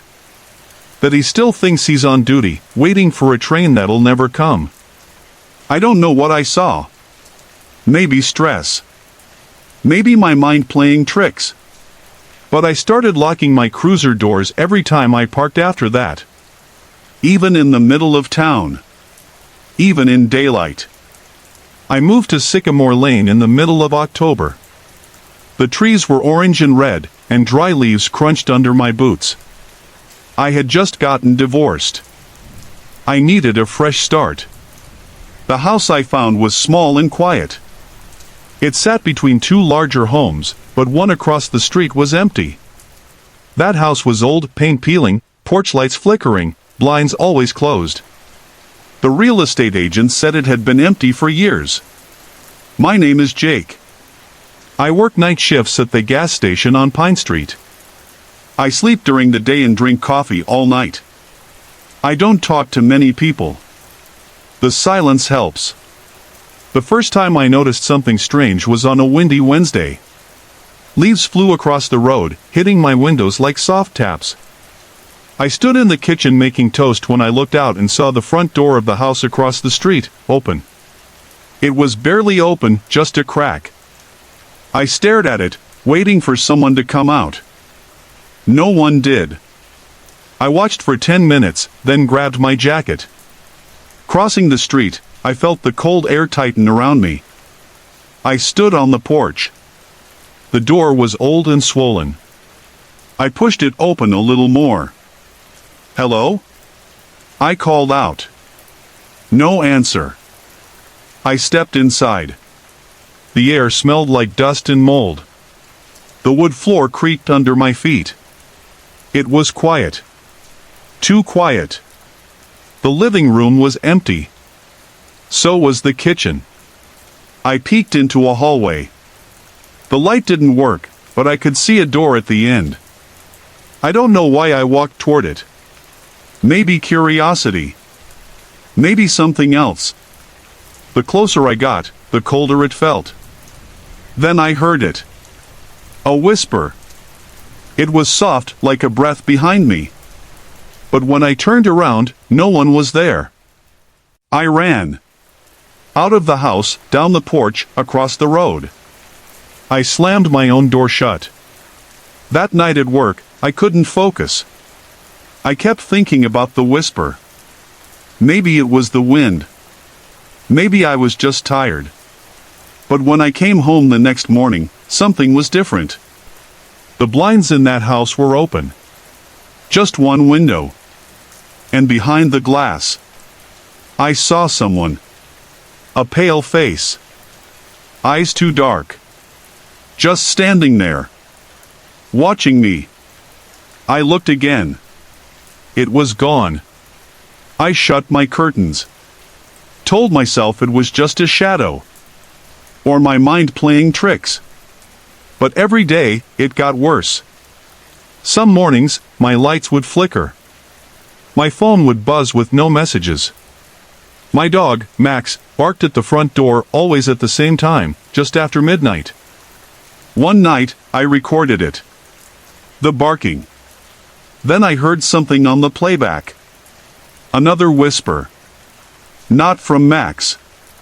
Not from me. It said, "Let me in." That same night, I dreamed of the house. In my dream, I was inside it again. Only this time, the hallway door opened by itself. And something walked out. I couldn't see its face. But it felt like it had always been there.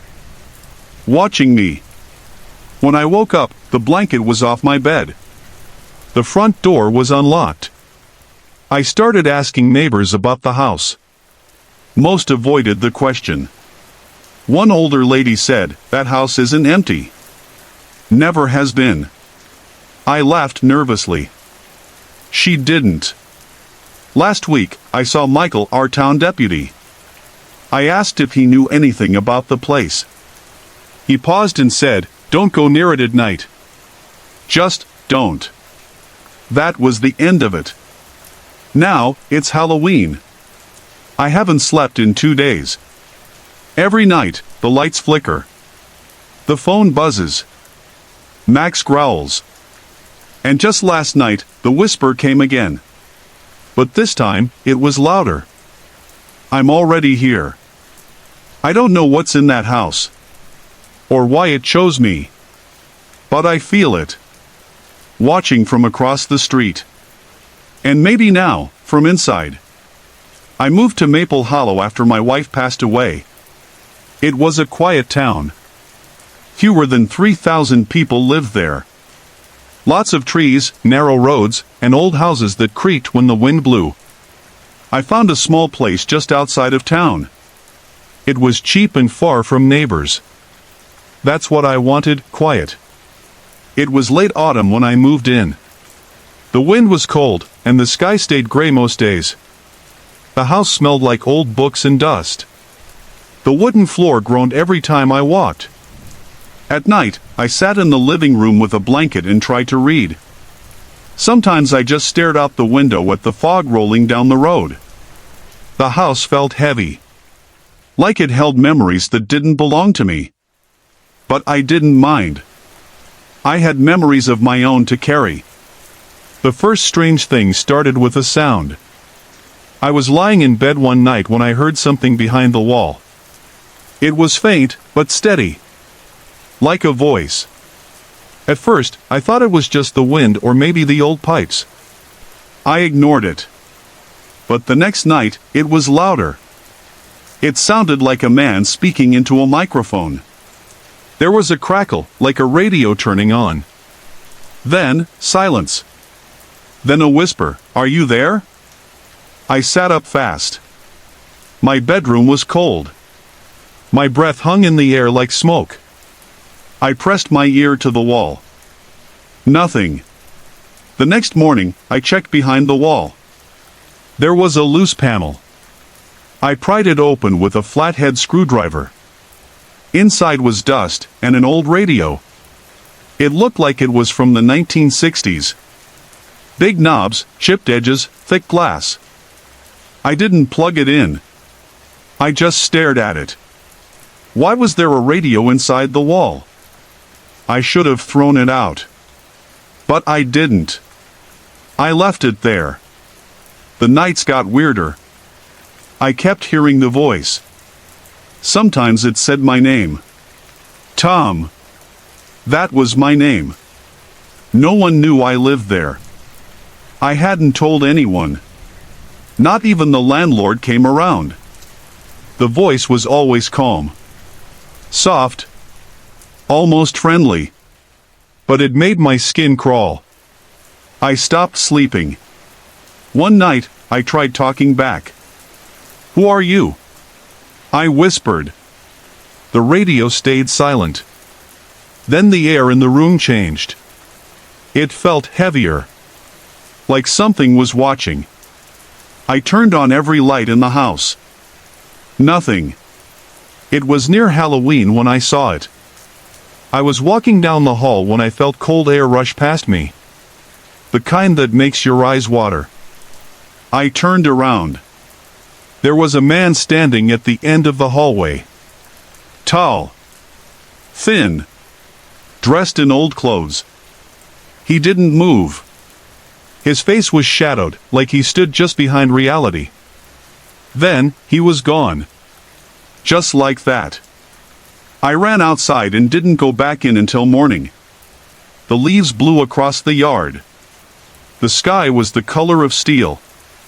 I stood there shaking. I wanted to believe I was dreaming. But I wasn't. I knew what I saw. After that, the radio turned on by itself. Every night. I'd be in bed and hear the static first. Then the voice. Then the whisper. It always ended the same. "I'm here." I tried unplugging the power in that part of the house. Didn't matter. It still came on.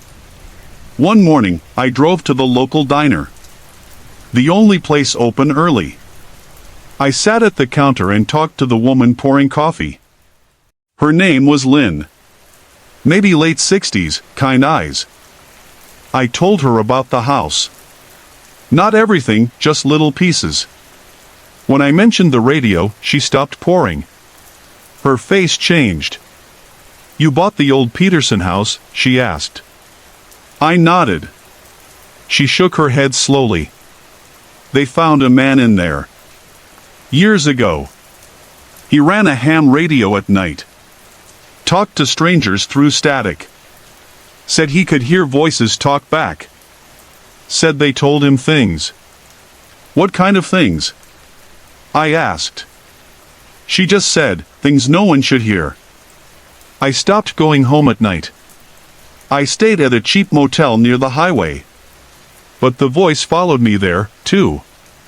One night, I turned on the motel TV and the screen filled with static. Then the same words came through the speaker. "I'm here. I don't live in Maple Hollow anymore. I left everything behind. I didn't take the radio.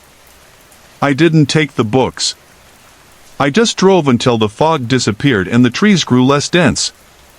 But some nights, when I close my eyes, I still hear the crackle of the radio. And the voice. Always calm.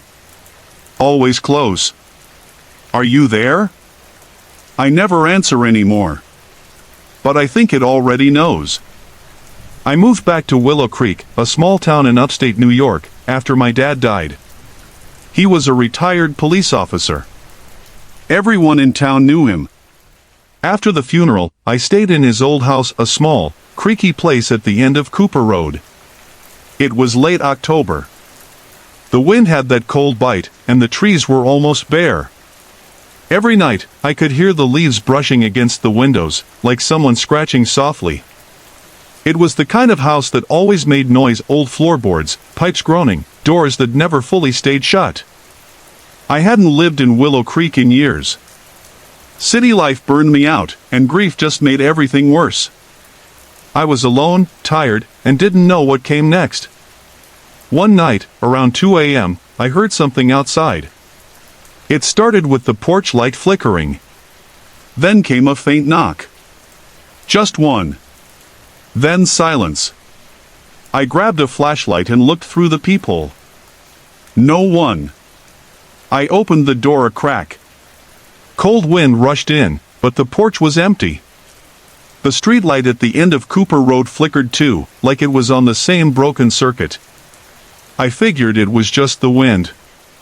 But the next night, it happened again. This time, 3 knocks. Slow. Even. I looked outside. Nothing but fog rolling in through the trees. I stood there for a minute, holding my breath. Then, I saw it, just for a second. A man. Standing under the flickering streetlight. Still. Facing the house. I blinked. He was gone. I locked the door and backed away. The next morning, I checked the porch. On the wood, carved into the railing, were 4 letters: stay. I tried to laugh it off. Maybe it was an old carving I never noticed. Maybe a prank from some neighborhood kid. That night, I left the porch light on. I also kept my phone camera ready, just in case. At 1:47 a.m., the light flickered again. Then 5 knocks. Louder. I didn't open the door this time. I stayed in the dark living room, hiding behind the curtain. My heart beat so loud I could hear it in my ears. Then I saw him again. This time, closer. Right by the mailbox. He wore a long black coat. He didn't move. Didn't speak. Just stared at the house like he'd been waiting for something. I snapped a photo through the curtain, but when I looked at my phone, nothing. The image was black, static-filled. I stayed up the rest of the night. The following day, I went to the local diner. The same place my dad always had breakfast. I asked the waitress if she knew anything about strange people hanging around Cooper Road. She stopped pouring coffee and stared at me. "You've seen him?" she asked quietly. "Seen who?" "The man in the coat," she whispered. "My brother saw him once. Few years ago." Said the guy knocked on their door. Never said a word. Just stared. "What happened?" She hesitated. "My brother, he stopped talking after that night. Wouldn't sleep in the dark. 2 months later, he disappeared. No note. Just gone." I felt cold. "Where did this man come from?" I asked. "No one knows. Folks say he only shows up to people carrying grief. Like he smells it." I didn't finish my coffee. I left the diner and went straight to the town library. Old newspaper clippings, online posts, anything about disappearances on Cooper Road. I found 2. Both victims had last been seen at night. Both lived alone. No signs of forced entry. Each had one thing in common: someone heard knocking the night before they vanished. Back at the house, I sat in my dad's old recliner and stared at the front door. I didn't turn on the lights. I didn't make a sound. At exactly 3 a.m., the knocking started again. But it wasn't from the door. It came from the back window. 3 slow taps. Then 4 more. Then silence. I moved carefully. I didn't turn on the flashlight. I just crept to the kitchen, heart pounding. There, through the window, I saw him. His face was pale, stretched too long. His eyes were black, like holes. His mouth didn't move, but I heard a voice in my head say, "Let me in." I stepped back, dropped the flashlight. The bulb shattered. I didn't sleep that night. By morning, I made a decision. I couldn't stay there. I packed what I could, locked the house, and drove back to the city. That was a year ago. I sold the house. Moved into a small apartment with bright streetlights and people nearby. I still check the door twice every night. I don't sleep near windows anymore. But sometimes, when the wind is just right, and the city grows quiet, I think I hear it again. Knock. Knock. Knock. And every time, I wonder, did I really escape him? Or is he still standing out there, just waiting for the right moment? I moved back to my hometown after my dad passed away. Maple Street hadn't changed much. Same quiet houses. Same old trees. Same creaky streetlights that buzzed at night. I moved into the house he left me. It was small, with chipped paint and creaking floors. But it was home. And I was tired of running from my thoughts. I worked from home. Did graphic design. Most nights, I just sat on the front porch. I watched the street, listened to the wind in the trees. It was peaceful. At least at first. Then I started noticing something strange. There was a street light across the road. It was always flickering. But only when I was outside. When I looked from the window, it stayed still. Normal. But the second I stepped onto the porch, it blinked. Soft. Then sharp. Then soft again. I thought it was just old wiring. Told myself not to be weird about it. I even laughed the first few times. Haunted streetlight, I joked. But it didn't feel funny after a while. One night in October, the wind was sharp.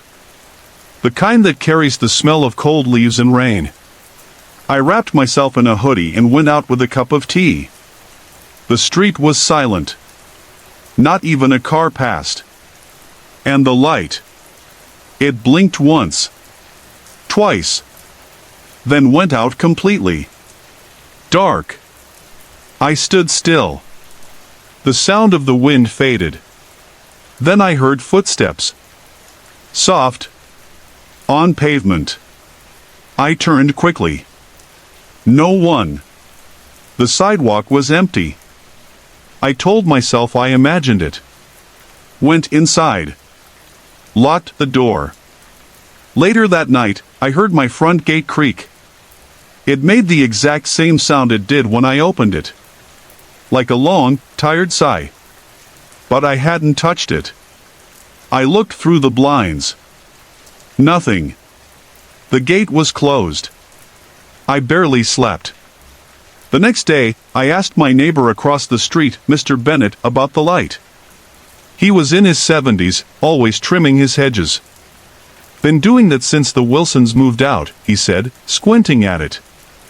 No one ever fixes it. Who lived in that house? I asked. He paused. Looked down at his rake. Teen girl. Quiet one. Walked home from school every day. Disappeared one Halloween night, years back. He didn't say more. Just went back to trimming. I felt something twist in my stomach. Like I knew this story but had forgotten it. Or blocked it out. That night, I sat on the porch again. I shouldn't have, but I did. The light was already flickering when I stepped out. This time, it felt faster. Urgent. I stood up, feeling cold air crawl down my back. And then I saw her. Under the light. A girl. Maybe 16. Black hoodie. Backpack. She wasn't moving.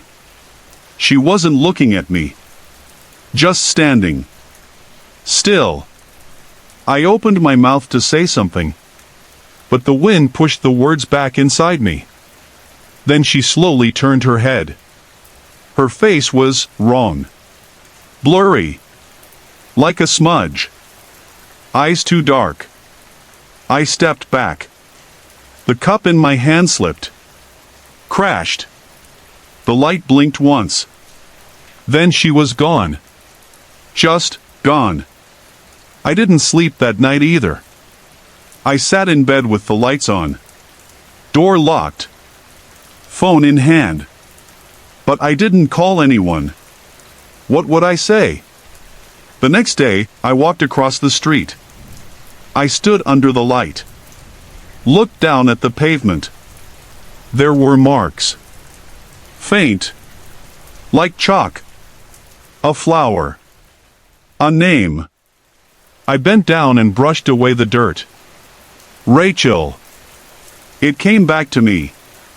I was 12. She was the quiet girl at school. I didn't know her well.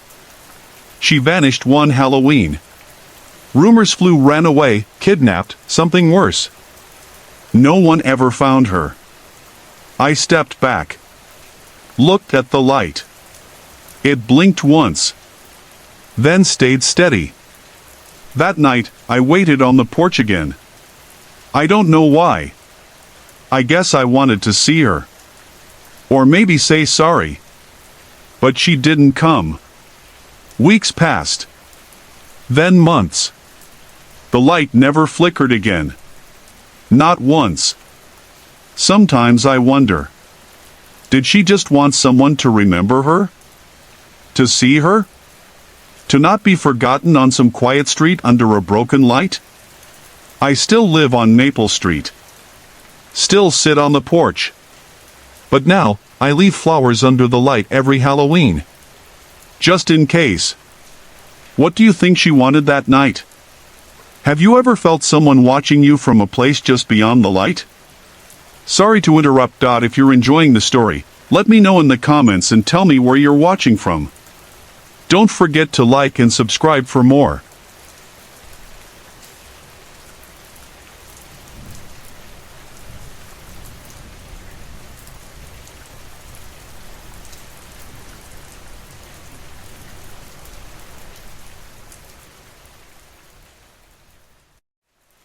It happened 2 winters ago in a small town called Ashridge. Quiet place. Lots of old houses, friendly neighbors, and long, dark roads that wind through empty fields. My name's Tom, and I've been a police officer here for almost 20 years. I've seen some strange things, but nothing ever stuck with me like what happened that night on Maple Drive. It was late January. Snow covered the ground, and the roads were slick with ice. That night, I was working the graveyard shift. Most calls were about power outages or people getting stuck in ditches. Nothing serious. Around 2:15 a.m., a call came in from an old woman named Mrs. Carlson. She lived alone in one of those creaky, 2-story wooden houses at the edge of town. Said her porch light kept turning on by itself. I didn't think much of it. Could have been a wiring issue or maybe some raccoons. Still, it was cold, and she sounded scared. So I drove over. Her street was silent when I pulled up. No wind. No sound. Just that yellow porch light flickering against the snow. She met me at the door, wrapped in a shawl. "It's the 3rd time tonight," she whispered. "Every time I turn it off, it clicks back on. And I swear, I saw someone standing by the mailbox." I stepped off the porch and walked toward the street. Nothing. No footprints in the snow. No tire marks. Just stillness. I checked the switch inside. Nothing unusual. The bulb was new, the wiring looked fine. I told her to keep her doors locked and call again if anything else happened. She nodded and shut the door gently behind me. I got back in my cruiser and started to pull away. But as I passed her house, I saw it again, the porch light blinked on. I stopped the car. I waited. The light stayed on. Then, I noticed something. In the faint glow of the light, there was a shadow not moving, just standing at the far end of the porch. It was tall. Still. Like someone was just watching the door. I stepped out of the car again. Hello? I called. Nothing. I reached for my flashlight and walked back up toward the porch. But when I got there, the light flickered and the shadow was gone. I circled the house. Checked every corner. Nothing. Not even footprints. The snow was untouched. I didn't want to scare her, so I didn't say anything. I just told her I'd patrol the street a few more times before morning. She thanked me, but I could see the worry in her eyes. As I drove around the block, I saw other porch lights. Normal ones. Still. Steady. Only Mrs. Carlson's light flickered, like it had a mind of its own. Around 3:40 a.m., I parked down the street and shut off my headlights. I wanted to see if anything came back. The snow had picked up again. Visibility was low. That's when I saw it. The light turned off. Then back on. Then off again. And this time, something moved. A figure stepped out from behind the house and stood at the foot of the porch. I blinked. The shape didn't move. Didn't make a sound. Just stood there. I started the car and drove straight up. But by the time I got there, it was gone again. No prints. No signs of life. Just that same porch light. Glowing. When I knocked on the door, she didn't answer. I called out. Nothing. I opened the door and stepped in, hand on my belt. Mrs. Carlson? She was sitting in the living room, staring at the door. Still. Pale. Like she hadn't blinked in minutes. I asked her if she was okay. She whispered, "He's waiting." I saw him again. Right there. She pointed toward the front window. I turned. No one. Just the porch. Just the snow. And then the light turned off again. I stayed with her until sunrise. We didn't speak much. I just sat there, listening to the clock tick, waiting for morning. By daylight, she seemed better. Like whatever it was had passed. I filed a report, probably the shortest one of my career. No signs of trespassing.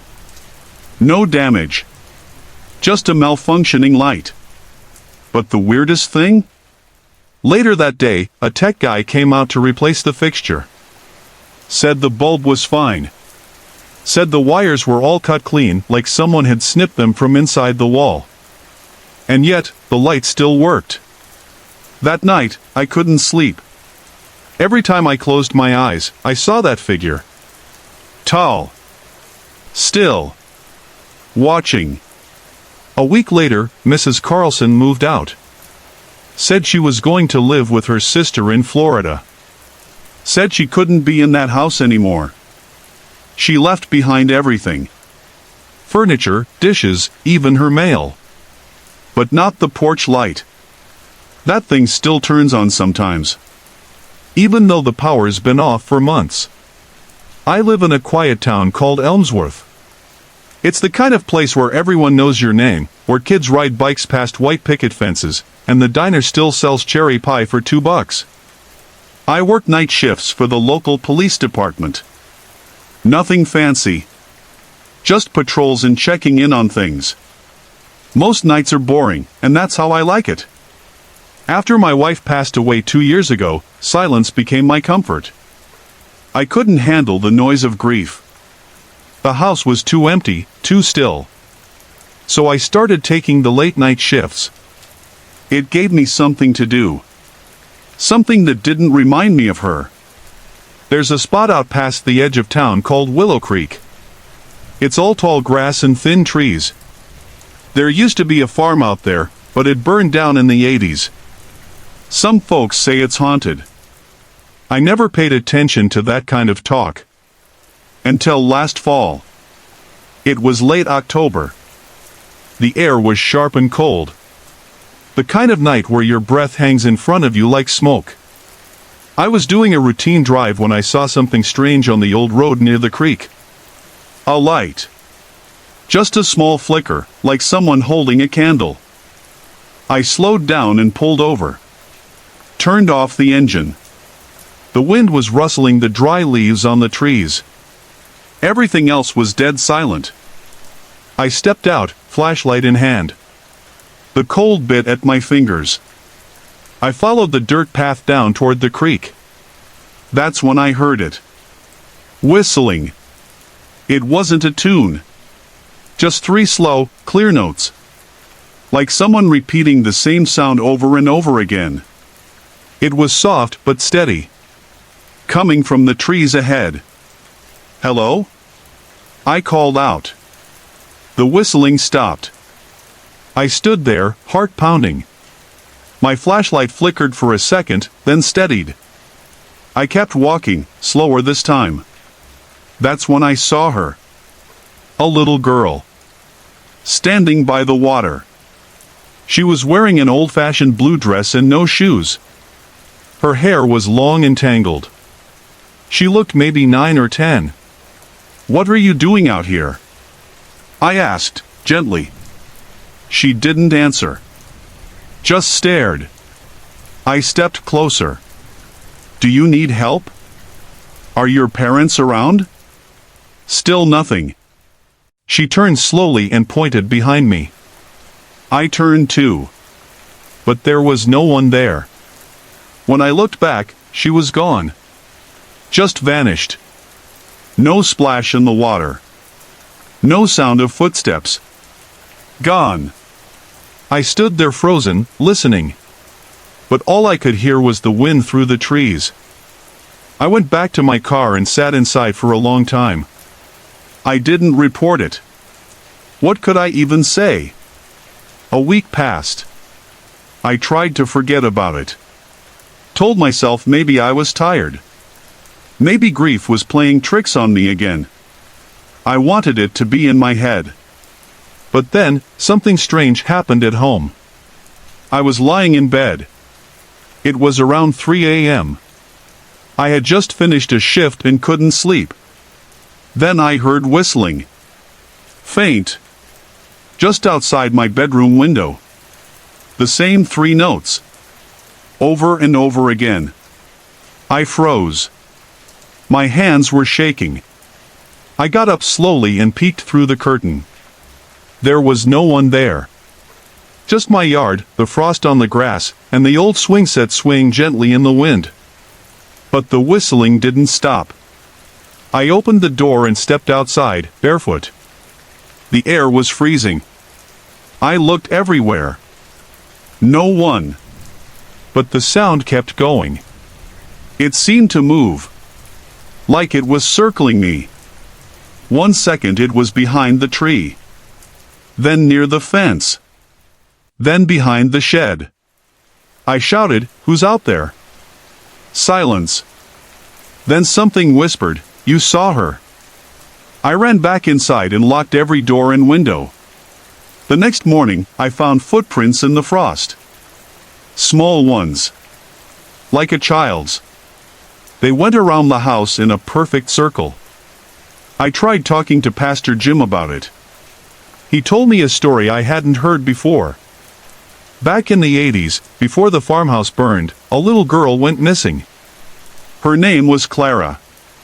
Folks said she wandered too close to the creek one night and never came back. Some say her dad set the fire after losing her. Others say something took her. Since then, people have reported hearing whistling near the creek. Always the same notes. Always at night. I didn't want to believe it. But then one night, I made the mistake of going back. I parked at the same spot. Walked down the same path. It was colder this time. The air smelled like smoke. Not wood smoke, something worse. Like burnt hair and plastic. The creak was still. Then I heard it again. 3 slow notes. I turned on my flashlight. The beam barely cut through the fog. Then I saw her. Standing in the same spot. Wearing the same blue dress. But her face. It was wrong. Pale. Hollow. Her mouth was open too wide, like it had been stretched. And her eyes were black. Not just dark. Black. She raised one arm and pointed behind me again. I didn't turn around. I just ran. Didn't stop until I was back in my car with the doors locked. Now, every night, I hear the whistling. Sometimes outside my window. Sometimes in my dreams. I don't go near Willow Creek anymore. I don't think she ever left. And sometimes, I wonder if she's waiting for someone else. I grew up in a small town in Indiana. We had one grocery store, one gas station, and more cornfields than people. Nothing big ever happened here. That's what we liked about it. Quiet. Simple. Safe. My name's Daniel. I'm 27 now. But this happened when I was 23, during one cold October. It's something I still think about every night. Back then, I worked part-time as a night officer for the local sheriff's department. We didn't have much crime, just the occasional drunk or noise complaint. My shift was usually boring. But not that night. It was around 2:30 a.m. I was driving down Orchard Lane, a stretch of road that cuts through the edge of town. It runs alongside a thick patch of woods and a few abandoned homes. Most folks avoid that road after dark. Too many stories. I was passing by the old Hargrove place, a house that had been empty for years, when I noticed something strange. There was a light on upstairs. That caught me off guard. That house had no electricity. The town had it cut years ago.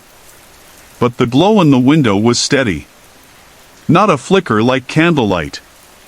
More like a TV screen. I parked my cruiser and stepped out. The wind was cold. The air smelled like wet leaves and old wood. Every step I took toward that porch made my skin crawl. My boots crunched over gravel. The porch creaked under my weight. I knocked. No answer. I pushed the door. It opened with a low groan. The house smelled musty, like something had been sitting there too long. The wallpaper was peeling. Dust floated in the flashlight beam like snow. Hello? I called out. This is Officer Maynard. Anyone here? Nothing. I moved through the hallway, the floor creaking behind every step. The light upstairs was still glowing, soft and blue. I climbed the stairs slowly. Each step felt heavier than the last. My chest felt tight. I didn't know why. At the top, I found the source of the light. An old TV. It was one of those boxy sets from the 90s. It was turned on, but there was no cable. Just static. Loud, snowy static. But here's the thing, there was no power cord. I checked. It wasn't plugged in. The hairs on my neck stood up. I was about to turn it off when I noticed something in the static. A shape. A shadow. It looked like a man. Just standing there. Not moving. Just watching. Then the screen went black. I froze. The silence in the room was sharp. I could hear my own breathing. Slow. Uneven. I turned around to leave, but then I heard something. Knocking. Not from downstairs. From inside the room. It was coming from the closet. Knock. Knock. Knock. I pulled my flashlight up. The closet door was closed. My hand shook as I reached for the knob. My gut told me to leave, to run back to the cruiser and forget all about it. But I opened it anyway. It was empty. Just coats and dust. But something caught my eye. A note. Taped to the inside of the door. It was yellowed and torn, like it had been there for years. On it were 4 words, scribbled in shaky writing. Don't watch the screen. I left. Fast. I ran down those stairs, out the front door, and back to my car. My hands were shaking as I started the engine. I didn't look back. I didn't want to. I didn't file a report. I didn't even tell the sheriff. For a while, I convinced myself it was stress, or maybe sleep deprivation. But then something happened that made it real again. A week later, I was at home, getting ready for bed. I live alone in a small house near the edge of town. It was quiet. Still. Then the TV turned on by itself. Same blue glow. Same static. No input. Just snow. I froze. And then I saw it again. The figure. Same shape. Same stance. Just standing in the static, facing me. Watching. I unplugged the TV. Didn't matter. It stayed on. I grabbed my keys and left the house. I stayed at my brother's place for 3 days. When I came back, the TV was off. I threw it out the same day. Since then, I haven't seen the figure again. But I still can't sleep in total darkness. I leave a lamp on. Every night. And I never watch static. Not anymore. Everyone in Pine Hollow knew the story of the old house at the end of Ashwood Lane. People said it was cursed. But most of us just avoided it and didn't talk much about it. I moved back to Pine Hollow after my divorce. I needed a fresh start. Too much noise, too many memories in the city. My daughter, Ella, was staying with her mom, and the silence in my life was heavy. I was renting a small house just 3 streets over from Ashwood Lane. It was mid-October.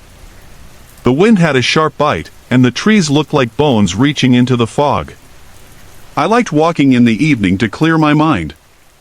One night, I passed Ashwood Lane, and something caught my eye. The porch light on the old house was flickering. I stopped. That house had been empty for years. No one ever went in or out. Boards covered the windows. The mailbox hung crooked. But that night, the porch light was blinking, slow, then fast, like it was trying to say something. I felt a chill crawl up my spine. Still, I told myself it was just a faulty wire. Probably nothing. A few nights later, I was walking again. Same route. Same cold wind. Same quiet street. This time, I saw movement behind the window. Just a flicker. A shadow. Someone or something passing by. I froze. My breath clouded in the air. Then the porch light blinked again. This time, in a steady pattern. On. Off. On. Off. On. Like a signal. I pulled out my phone and took a video. But when I watched it back, the window was dark. No shadow. And the porch light? Completely off. I didn't sleep well that night. The next morning, I went to the town library and asked about the house. The librarian, an older woman named Susan, gave me a long look. "That's the Lambert house," she said. Used to belong to Officer Joe Lambert. Retired cop. Moved in with his wife in the late 80s. What happened? I asked. They went missing. Both of them. One night, just gone. No signs of struggle. Doors locked from the inside. That night, I didn't walk. I stayed in. Drank tea. Tried to distract myself with an old movie. Around 2 a.m., I heard it. 3 knocks on my back door. Slow. Hollow. I live alone. My backyard has a locked gate. No way someone could have come in quietly. I grabbed a flashlight and went to the door. Nothing there.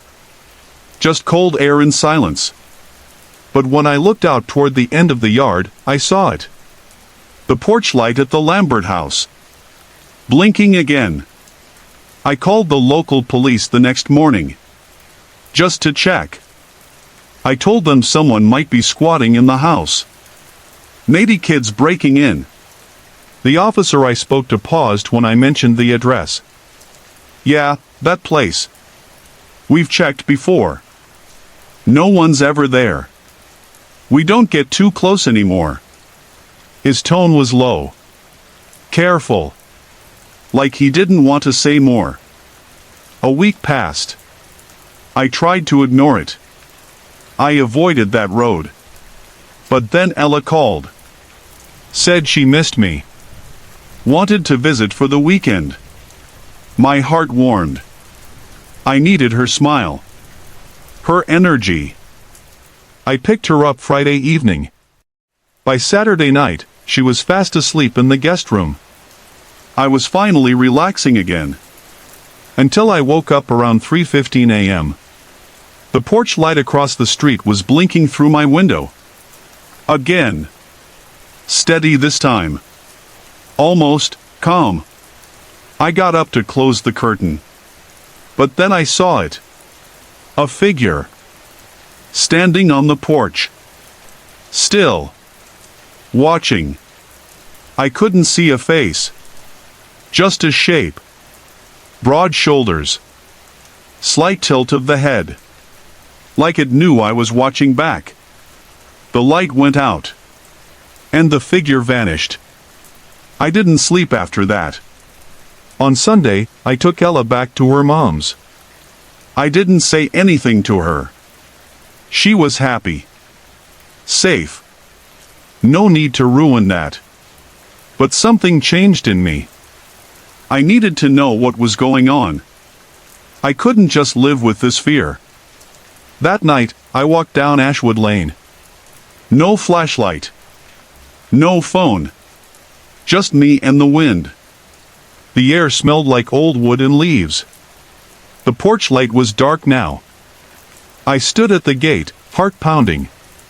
Then, slowly, it turned on. Just once. And stayed on. I stepped forward. The front door creaked open on its own. Inside, the house smelled like dust and something metallic. The walls were lined with pictures. Faded family portraits. A badge hanging in a frame. I walked through the hallway. Every step echoed like I was being followed. In the living room, the TV turned on by itself. A static-filled screen. Then, a voice. Faint. Warped. Help, still here. I ran. I didn't stop until I was home, door locked, lights on. I haven't gone back since. But every night, without fail, the porch light turns on. And sometimes, when the wind is just right, I hear footsteps outside. Just standing. Just waiting. Sorry to interrupt. If you're enjoying the story, let me know in the comments and tell me where you're watching from. Don't forget to like and subscribe for more.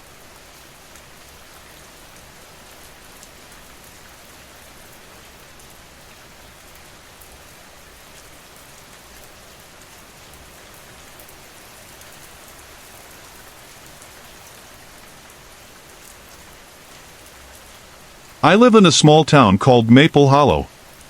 It's the kind of place with one gas station, a diner that closes by 8, and folks who still wave when they drive by. It's quiet. Peaceful. Most of the time. My name's Chris. I'm a deputy here. Not much happens, usually. A lost dog. A neighbor dispute over a fence. Sometimes a call about loud music. Nothing serious. But last fall, something strange happened. It was October. The air had just started getting cold. Leaves turned gold and orange. You could smell the change in the wind, like dry grass, wood smoke, and something else, something sharp. That night, I was on the late shift. I got a call from dispatch around 9:30 p.m. An old man named Mr. Dawson called in. Said someone was tapping on his windows. He lived alone on the edge of town, in an old farmhouse past the woods. I knew the place. Run down. Paint peeling. Always looked a bit too dark. Dawson was a quiet guy. Kept to himself since his wife died 2 years ago. I pulled up the gravel driveway and parked. My headlights lit up the front porch. It looked empty. The wind was blowing through the trees, making the branches creak. I could hear the dry leaves scraping along the porch. I knocked. No answer. Mr. Dawson? I called out. Still nothing. I tried the door. It was unlocked. Sir, it's Deputy Chris. I'm just checking in. The house was cold inside. Real cold. It smelled like dust, old books, and a bit of mildew. I walked through the front room. The furniture looked untouched. No signs of struggle. Then I heard footsteps above me. Slow ones. Just a few. I looked up. The ceiling creaked again. I called out, but no one answered. I climbed the stairs, one hand on my flashlight, the other near my radio. The hallway upstairs was dark and narrow. All the doors were open except one at the end. I knocked lightly. Mr. Dawson? Nothing. I opened the door. There he was. Sitting in a rocking chair near the window. Staring outside. He didn't move when I came in. I asked him if he was all right. He finally turned his head and said, he was just here. Who was? I asked. The boy. He's always there, just outside. Watching me. I saw his eyes again. I didn't know what to say. I looked out the window. Nothing there. Just the backyard, the tree line, and the fog rolling in from the woods. You think someone's playing a prank? I asked. No, he whispered. He's not alive. Something about the way he said it made me uneasy. I asked if he wanted me to take a look around. He nodded. I stepped out back with my flashlight. The air was sharp. Wind picked up, carrying dry leaves in swirls. I walked along the back of the house, shining my light over the yard. Then I saw them. Footprints. Barefoot. Small. Too small for an adult. The prints started near the woods and ended at the window where Dawson had been sitting. Then, they vanished. No prints walking away. I called it in. Told dispatch to keep the line open while I searched the area. 10 minutes. Nothing. I went back inside. Mr. Dawson was still staring out the window. But he wasn't moving anymore. He was pale. His eyes wide open. He was gone. Just like that. Paramedics said it was his heart. Maybe stress. Maybe something else. I didn't know what to think. They took him away.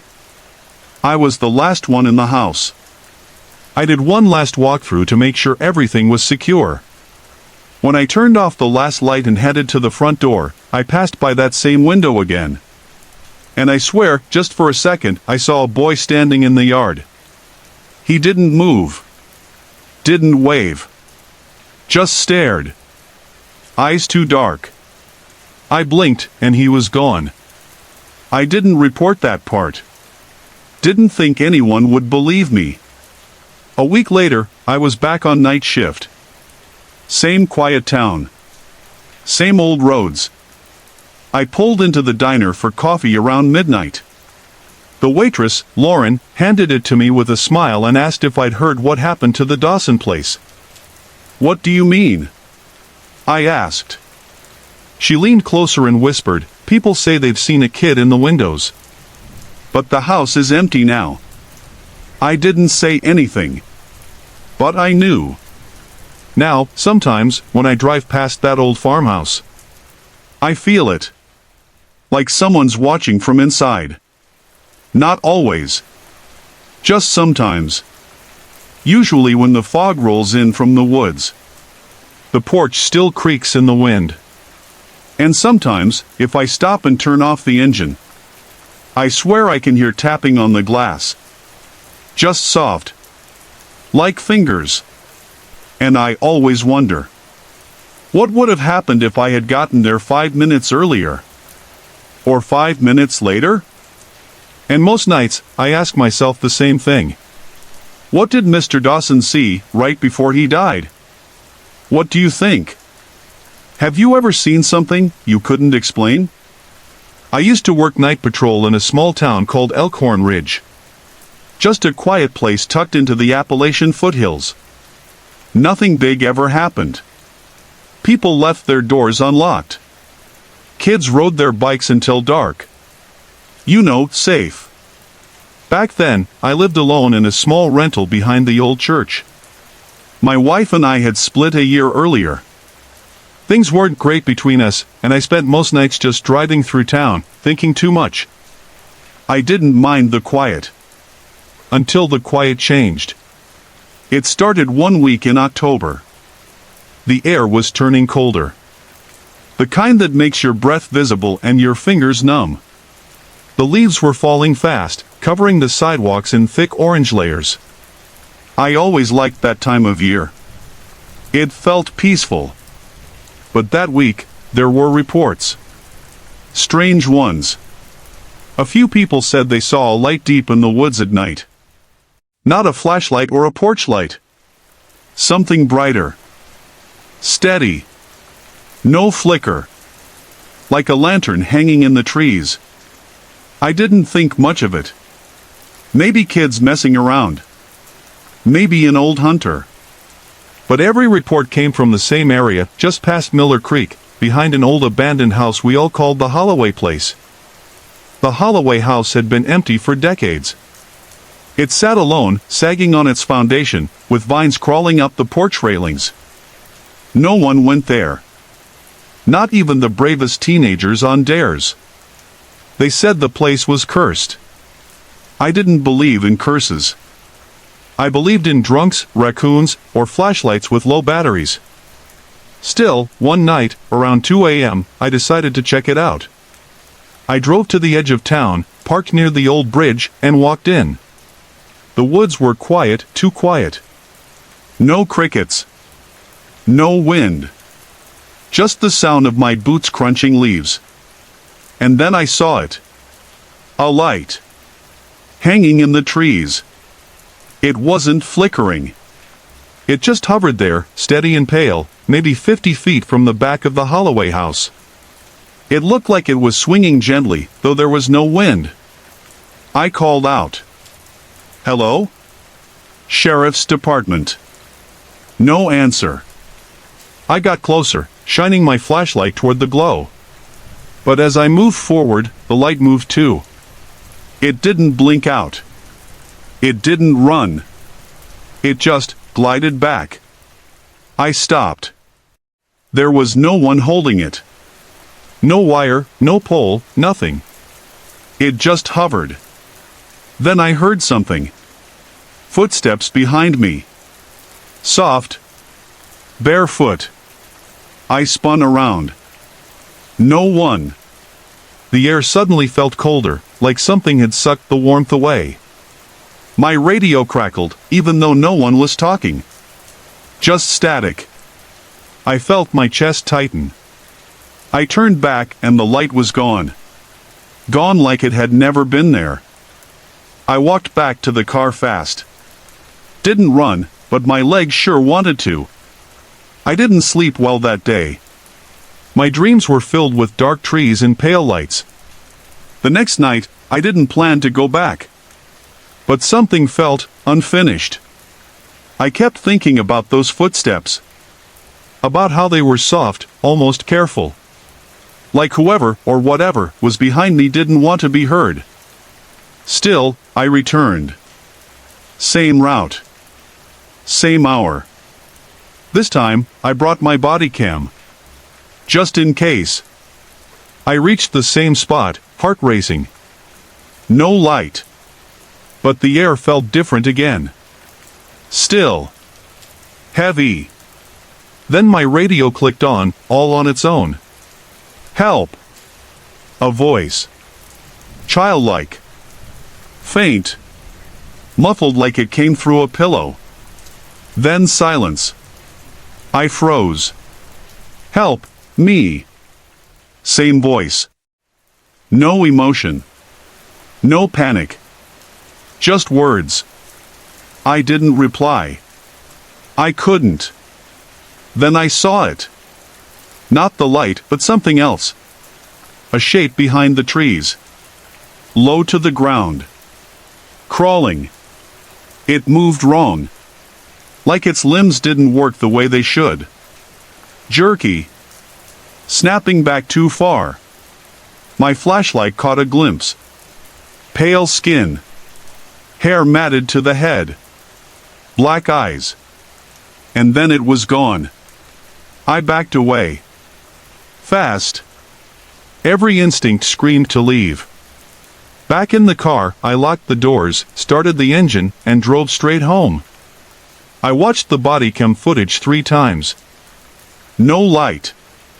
No voice. No crawling thing. Just trees. I didn't tell anyone. Who would believe it? But the next night, someone else called it in. A teen walking his dog said he heard someone whispering help from a parked truck. No one was there. 2 more people reported the same thing within a week. Voices. Lights. Figures just out of view. I started connecting the dots. All of it happened near places surrounded by trees. All of it happened near the Holloway house. But no one went inside. And I still haven't. I don't know what's out there. I don't know what it wants. But I know it sees us. And I think it waits until we're alone. Until it's cold. Quiet. And dark. I don't work nights anymore. I moved to day shifts. That helps a little. But I still dream about the light. Still hear that voice sometimes on my radio, just a whisper, always the same. Help, me. And it never sounds quite human. My name is Officer Chris Myers. I've lived in Pine Hollow, a small town in northern Michigan, for most of my life. It's the kind of place where people still wave at each other. Life moves slow. Nothing bad ever really happens here. That's why what I saw last winter still keeps me up some nights. It started after the first big snow of December. I was doing my evening patrol. The streets were quiet. Christmas lights blinked softly on porches. Cold wind scraped against the windows of my cruiser. Everything felt still, like the world was holding its breath. Then the call came in. A neighbor had reported something strange out by Hollow Creek, the old walking path past the cemetery. She said she heard heavy footsteps outside her house, but when she looked out, there were no footprints in the snow. I didn't think much of it. Probably a deer, I figured. I drove out there anyway. The road was narrow and icy. My tires crunched over fresh snow. I parked near the edge of the woods and stepped out. My breath came out in clouds. Everything smelled like pine and frozen dirt. That's when I noticed something odd. There were footprints. Big ones. But they didn't lead to the house, only away from it. I followed them. They trailed off into the woods, toward the creek. As I walked deeper, the woods got quieter. No birds. No wind. Just the sound of my boots in the snow and the soft drip of ice melting from the trees. That's when I saw it. A shape. Standing across the frozen creek. It looked like a man, but wrong. Too tall. Shoulders too wide. The head tilted slightly, as if it was studying me. But I couldn't see a face, just a black blur, like shadows pulled too tightly over skin. I froze. My flashlight flickered, then came back on. The figure was gone. I stood there for a long time, just listening. I felt like something was watching me. Breathing with me. But nothing happened. Eventually, I walked back to my cruiser and went home. I told myself it was nothing. Maybe my mind was playing tricks on me. Maybe it was the cold. I didn't even write it in my report. But that wasn't the end. The next night, another call came in. A man said his dog wouldn't stop barking at the woods. When he stepped outside, he found scratches on the siding of his shed, 3 long marks, like claws. He thought it might be a bear. But bears don't come that close to houses. Not in winter. I drove over. The dog was still barking, tail tucked low, staring into the woods. The air smelled different, like metal and smoke. When I looked at the scratches, my stomach dropped. They weren't from an animal. They were clean. Deep. Even. Like someone had carved into the wood with long blades. That night, I didn't sleep much. The next few days were quiet. But then I got a call from a young woman named Rachel who lived near the edge of the woods. She said her lights kept flickering at night. And her phone kept turning on by itself, even when it was off. She thought maybe there was a short circuit. I told her I'd come by and check it out. When I got there, she looked tired. Pale. Her hands were shaking as she handed me her phone. The screen had a photo open. It was blurry. Dark.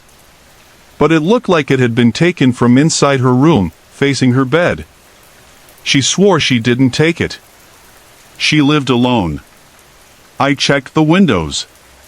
All locked. No signs of entry.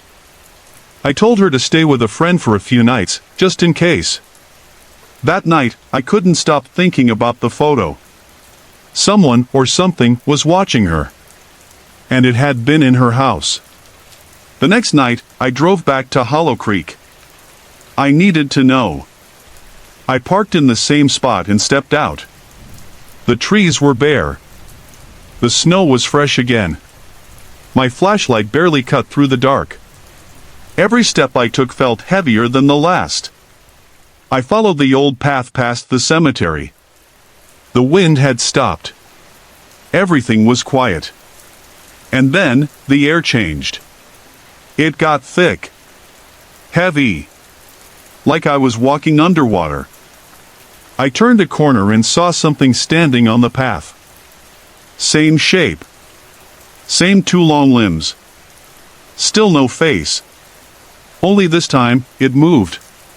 Slowly. 1 step toward me. Then another.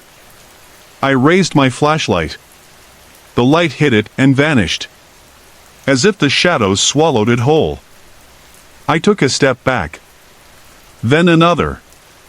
It didn't follow. It just stood there. Watching. I left. I didn't run. I didn't speak. I just walked back to my cruiser, hands shaking. I never told anyone about that night. Not officially. Rachel moved away a week later. The calls stopped. The woods grew quiet again. But I still see the footprints sometimes. Just 1 set. No beginning. No end. Like something is walking through Pine Hollow, and only I can see it. Maybe it's still out there, waiting. Or maybe it never left at all. Sometimes, late at night, I wake up and think I hear something scratching at my window. But when I look, there's nothing there. Just the trees. Just the wind. But I know what I saw. And I know I'll see it again. What do you think it was? Have you ever felt something watching you when you were alone? It was late October when Officer Ben Larson first noticed the man standing at the edge of Hollow Pine. Hollow Pine was a quiet town tucked between the woods and the hills of northern Oregon. The kind of place where people left their doors unlocked and kids rode bikes until dark. Ben had lived here his whole life. He knew every face, every shortcut, every strange story the town whispered during stormy nights. That night, the wind was cold. The sky was overcast. Leaves danced in the air, and the scent of rain was everywhere. Ben was finishing his shift. It was just after midnight. He was driving past the woods near Route 19 when he saw him. A man. Standing still. Just beyond the tree line. Ben slowed down. He couldn't see the man's face. The figure wore dark clothes and didn't move, not even when the headlights hit him. Ben rolled down the window. "Sir? You okay out there?" No reply. Ben stepped out of the car. The wind picked up, rustling the branches. He took a few steps toward the trees. The figure was gone. Not like he ran, just gone. Ben stood there for a moment, the hairs on his neck rising.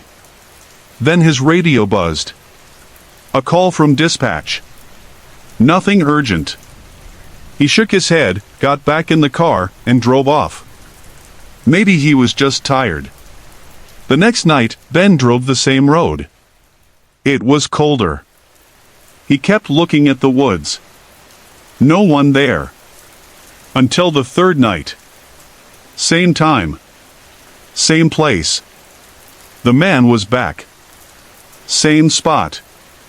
Same stillness. This time, Ben stayed in his car.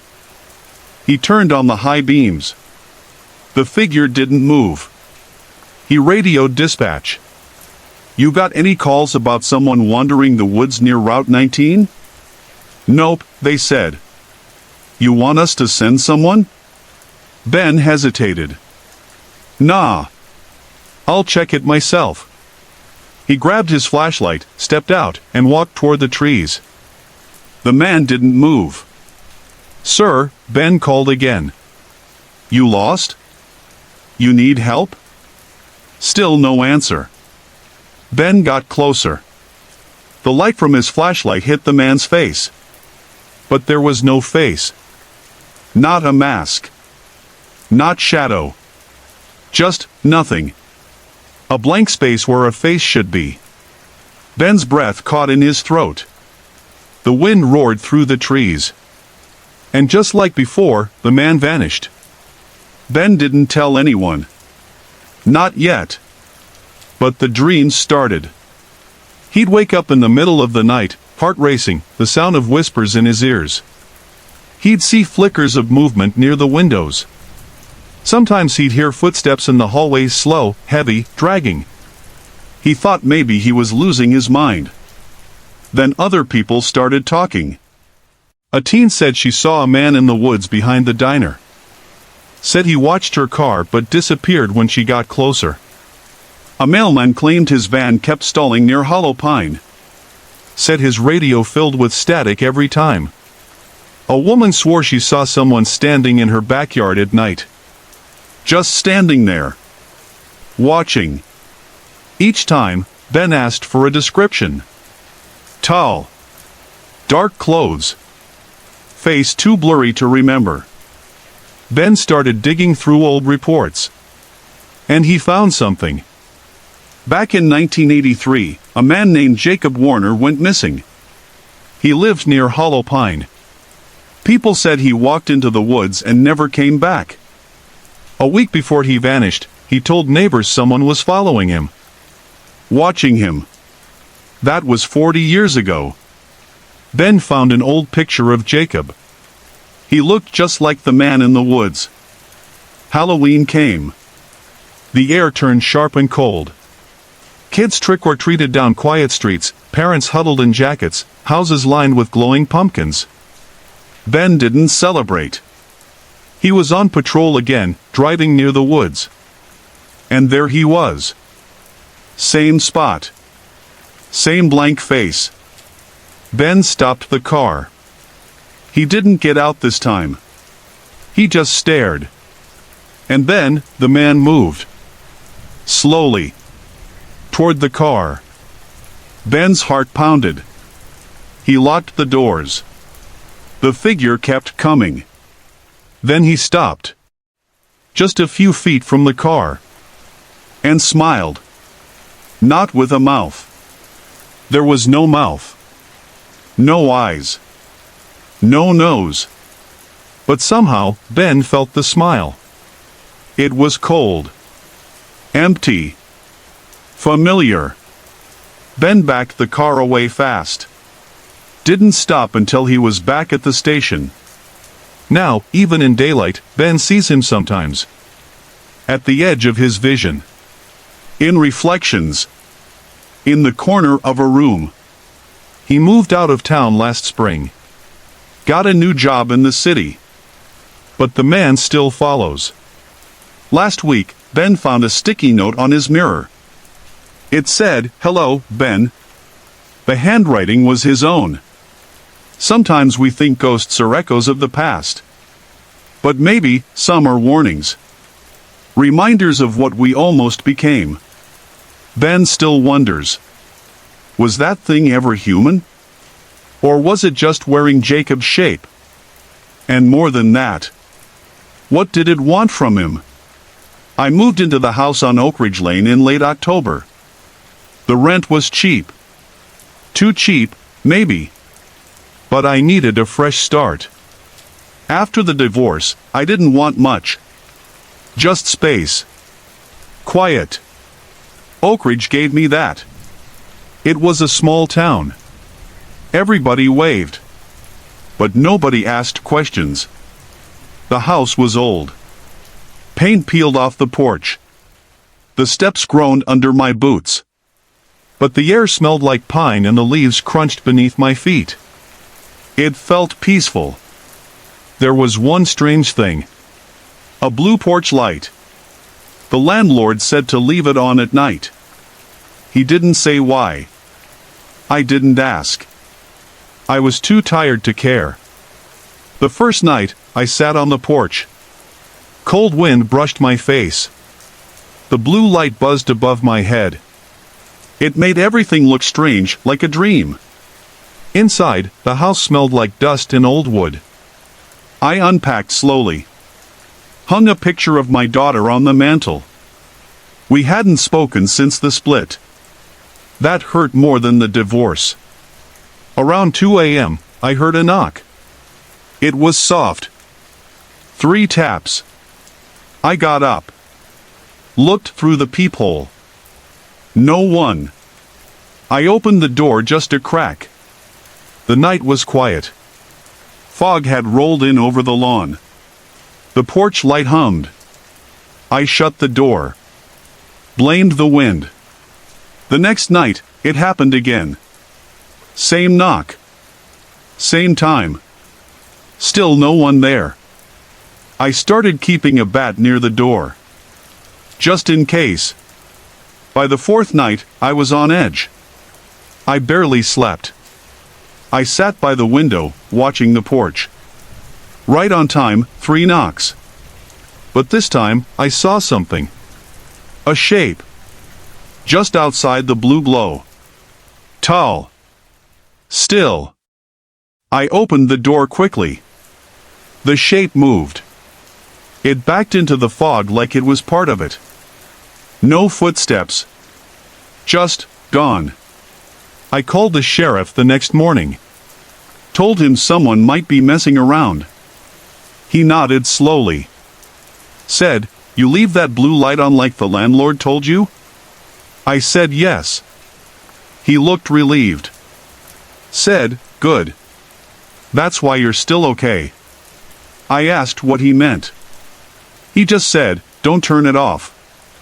Later that day, I asked my neighbor, Mr. Rayburn. He was an old man who sat on his porch with his dog. He said the blue light had been there for years. Said once, a man who lived there turned it off. Said he didn't believe in town stories. 3 days later, he vanished. No signs. Just his shoes sitting neatly on the porch. Under the dead bulb. Mr. Rayburn leaned in. "Some things," he said, "ain't meant to be invited." That night, I didn't sleep. I sat with my back against the door. The bat in my hands. The knocks came. 3. But this time, I heard breathing. It was right on the other side. Heavy. Slow.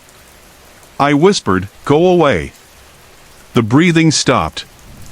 But the light flickered. I tightened my grip on the bat. My heart pounded. Then a whisper. "You're almost ready." The next morning, I checked the porch. There was a note. Folded. Damp. It said, "Turn off the light." I didn't. I couldn't. A week passed. The knocks stopped. The air felt heavier. One night, the power went out. Storm winds howled. Tree branches scraped the roof. And the porch light died. I ran to the door. Opened it. The fog was back. Thicker than before. And in the fog, that shape again. Only this time, it was closer.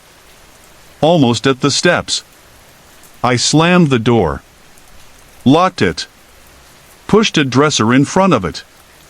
I sat there till sunrise. When the power returned, the porch light stayed off. No matter what I did. New bulbs. New wiring. Nothing worked. The landlord wouldn't answer my calls. I moved out 2 days later. I don't care about the deposit. I don't care if I left half my stuff behind. Sometimes, I still hear 3 knocks. Not on the door. But in my dreams. They wake me every time. I keep a blue bulb in my new apartment window. It doesn't buzz. It doesn't glow as bright. But it's always on. Just in case. What do you think happened next? Have you ever heard a knock when no one was there? My name's Chris, and I live in a small town called Maple Hollow. It's quiet here, just woods, old houses, and winding roads. The kind of place where folks leave their doors unlocked and still wave at strangers. After my wife passed, I moved into a little house on Elderberry Lane. It sat at the edge of town, near the woods. The porch was crooked. The floors creaked. But it was cheap, and it felt far from everything, which was what I wanted at the time. The first few nights were fine. Just cold wind and silence. But by the second week, things started to feel strange. It began with the porch light. One night, I switched it off before bed, just like always. I remember clearly. But when I woke up around 3 a.m. for some water, it was back on. I figured I just forgot. I turned it off again and went back to sleep. The next night, same thing. Light off at midnight. On by 3. It wasn't the bulb. It wasn't the wiring. I checked everything. I even changed the switch. But no matter what I did, the light always turned itself back on in the middle of the night. I started leaving it on, just to avoid thinking about it. But that didn't help much. Then came the footsteps. My porch was old. Every step made a sound. I'd know that wood anywhere. One night, as I lay in bed, I heard it, 3 soft creaks. Slow. Measured. Like someone was testing how much noise they could make. I got up, grabbed my flashlight, and swung open the front door. Nothing. Just the wind. The porch light flickered once and held steady. The woods beyond my fence were still. But I know what I heard. The next day, I went to the hardware store and bought a motion sensor camera. I set it up facing the porch, thinking I'd catch some raccoon or teenager messing around. That night, I went to bed early. The wind was stronger than usual, and the streetlight at the end of the road kept going in and out. I felt tense for no reason. Like something was pressing down on me. At 3:17 a.m., I woke up to the sound of a soft knock. Not loud. Just gentle. Like someone didn't want to wake me up, just remind me they were there. I didn't move. I held my breath. Then the creaking started again. 3 steps this time. Then nothing. I stayed in bed until sunrise. When I finally had the courage to check the footage from the camera, I noticed something odd. It had recorded up until exactly 3:16 a.m. Then the screen froze. Not a glitch. Just a still frame of my porch. The light glowing. But in that frozen frame, at the edge of the porch, there was a figure. Tall. Thin. Its face hidden by shadow. Not moving. Just standing there, watching the door. When the camera came back online at 3:18, the porch was empty. I didn't tell anyone. What would I say? Hey, there's a tall shadow man who visits my porch at night and messes with my light switch? I deleted the footage. But it didn't stop.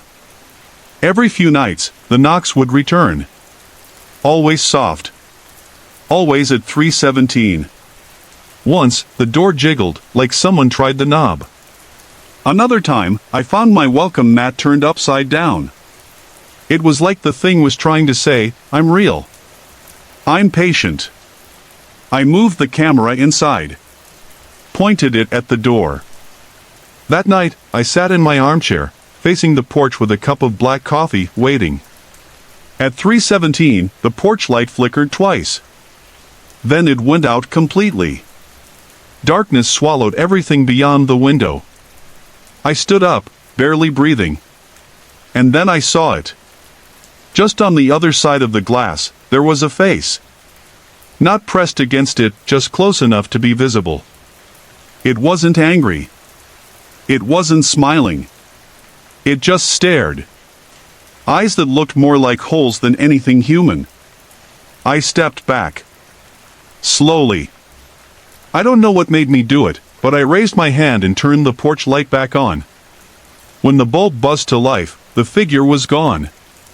I didn't sleep the rest of the night. The next morning, I went to town and asked around. Old-timers mostly. One of them, a retired officer named Dale, asked where I lived. When I told him, he got quiet. That house used to belong to a woman named Maggie. Sweet lady. Lost her son in a fire. Never left after that. They say she used to sit on the porch every night, waiting for him to come home. I asked what happened to her. Disappeared one Halloween night. Porch light was still on when they found her rocking chair empty. I didn't say anything. Just nodded and left. Now, every night, I leave the porch light on. I don't switch it off. Not anymore. Because some nights, when it flickers, I see a shape standing just beyond the glow. Not angry. Just watching. Waiting. Sorry to interrupt. If you're enjoying the story, let me know in the comments and tell me where you're watching from. Don't forget to like and subscribe for more.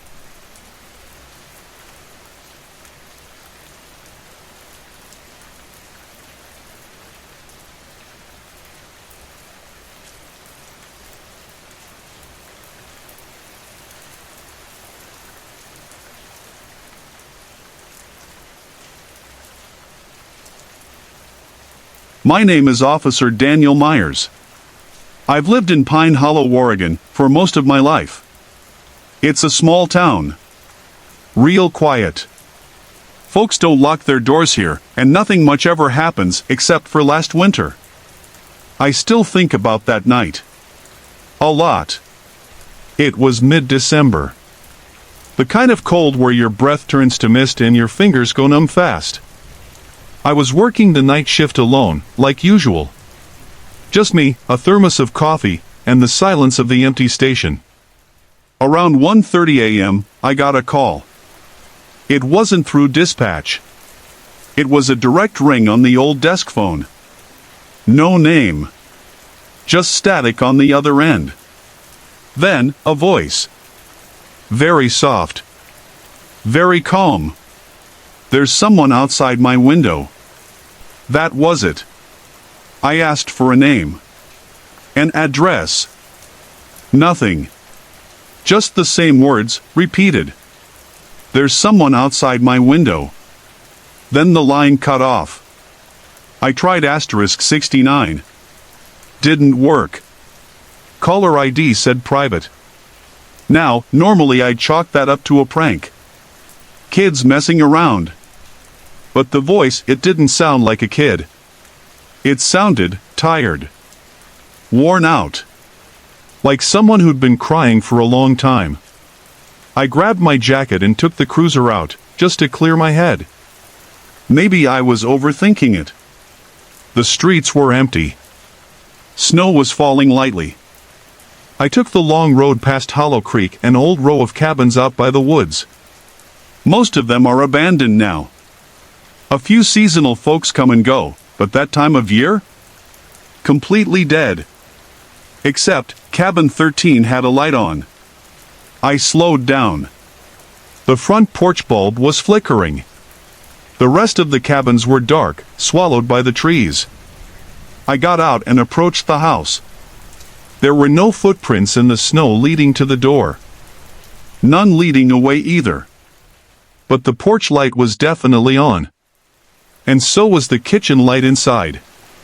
Through the window, I could see movement. Just a shadow, pacing back and forth. I knocked. No answer. I called out.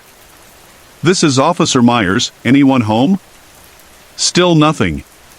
The door wasn't locked. I stepped inside. The air smelled like old wood and dust. The kind of smell you only find in places time forgot.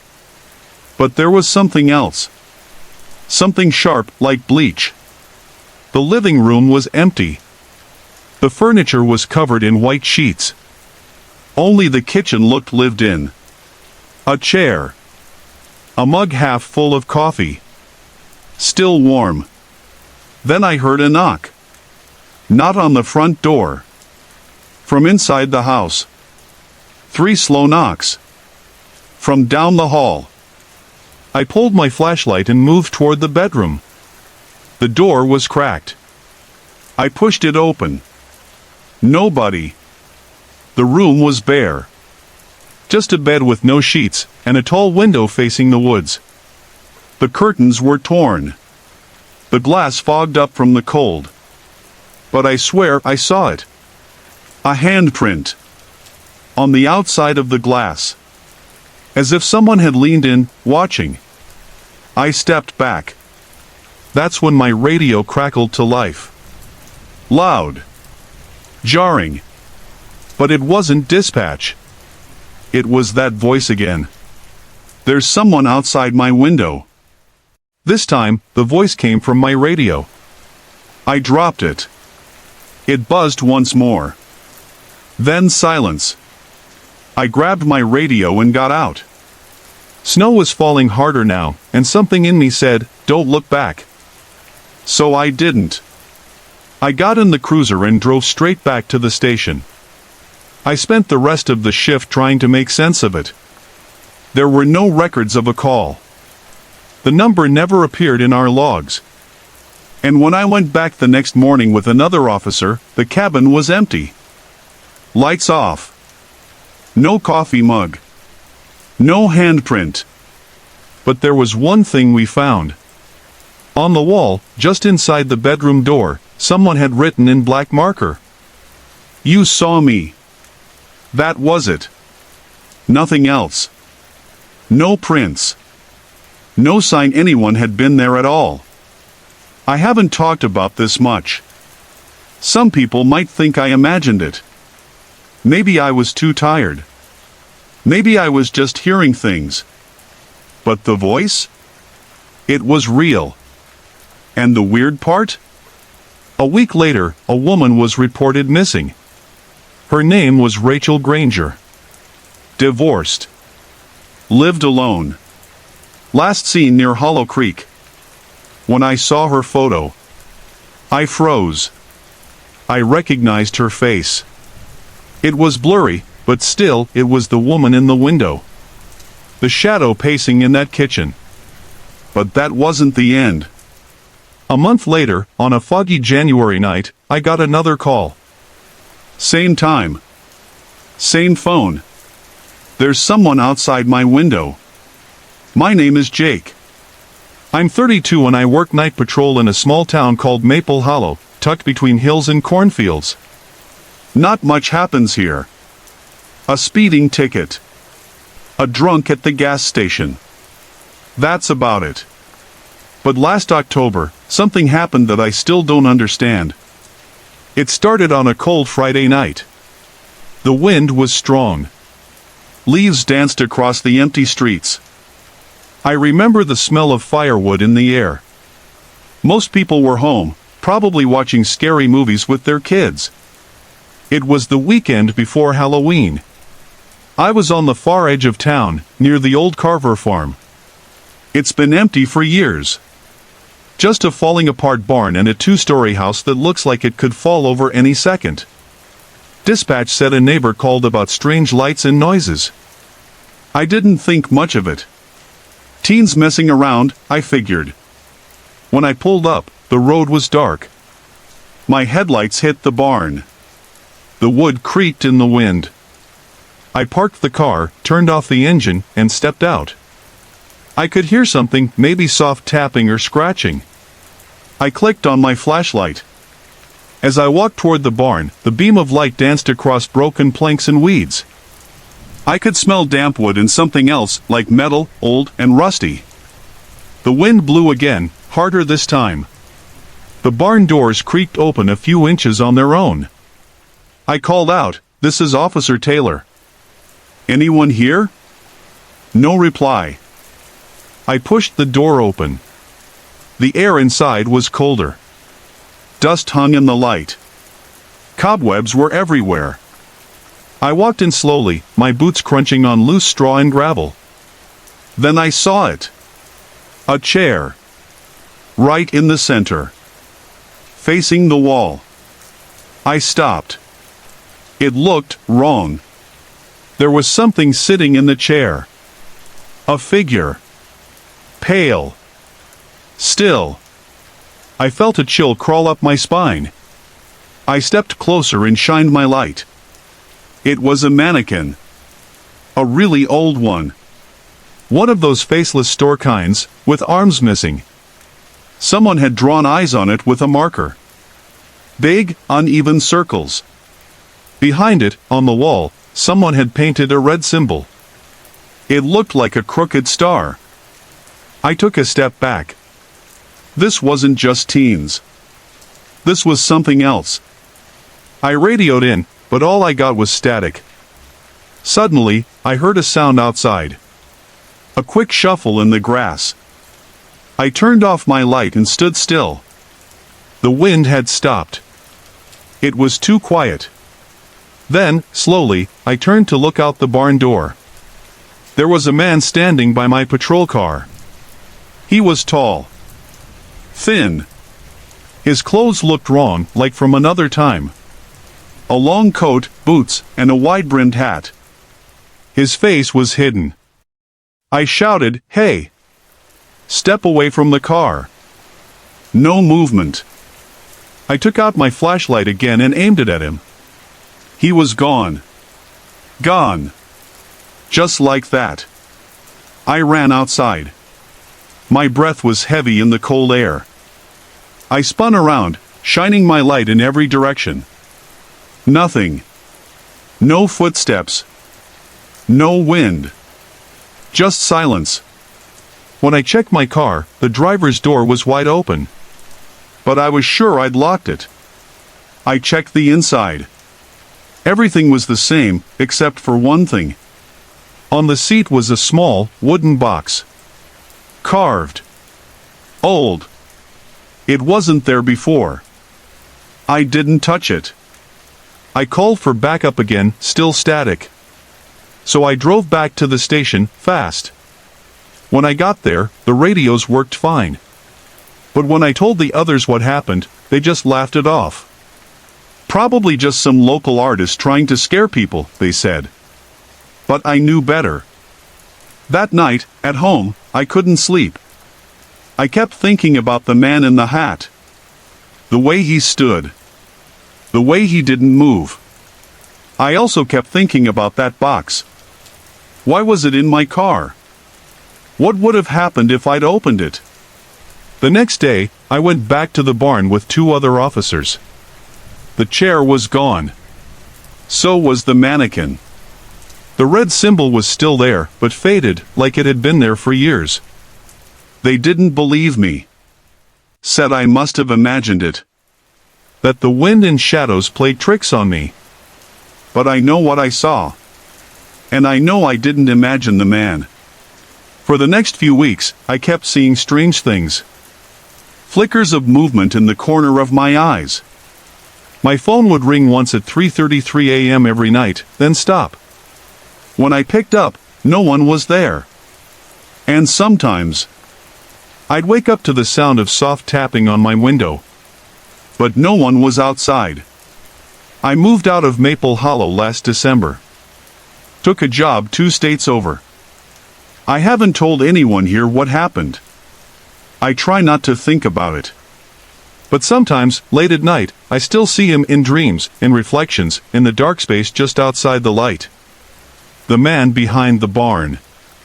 He's still out there. Watching. Waiting. I wonder if someone else found that box. I wonder what would have happened if I'd opened it. What do you think was inside? Have you ever seen someone who wasn't supposed to be there?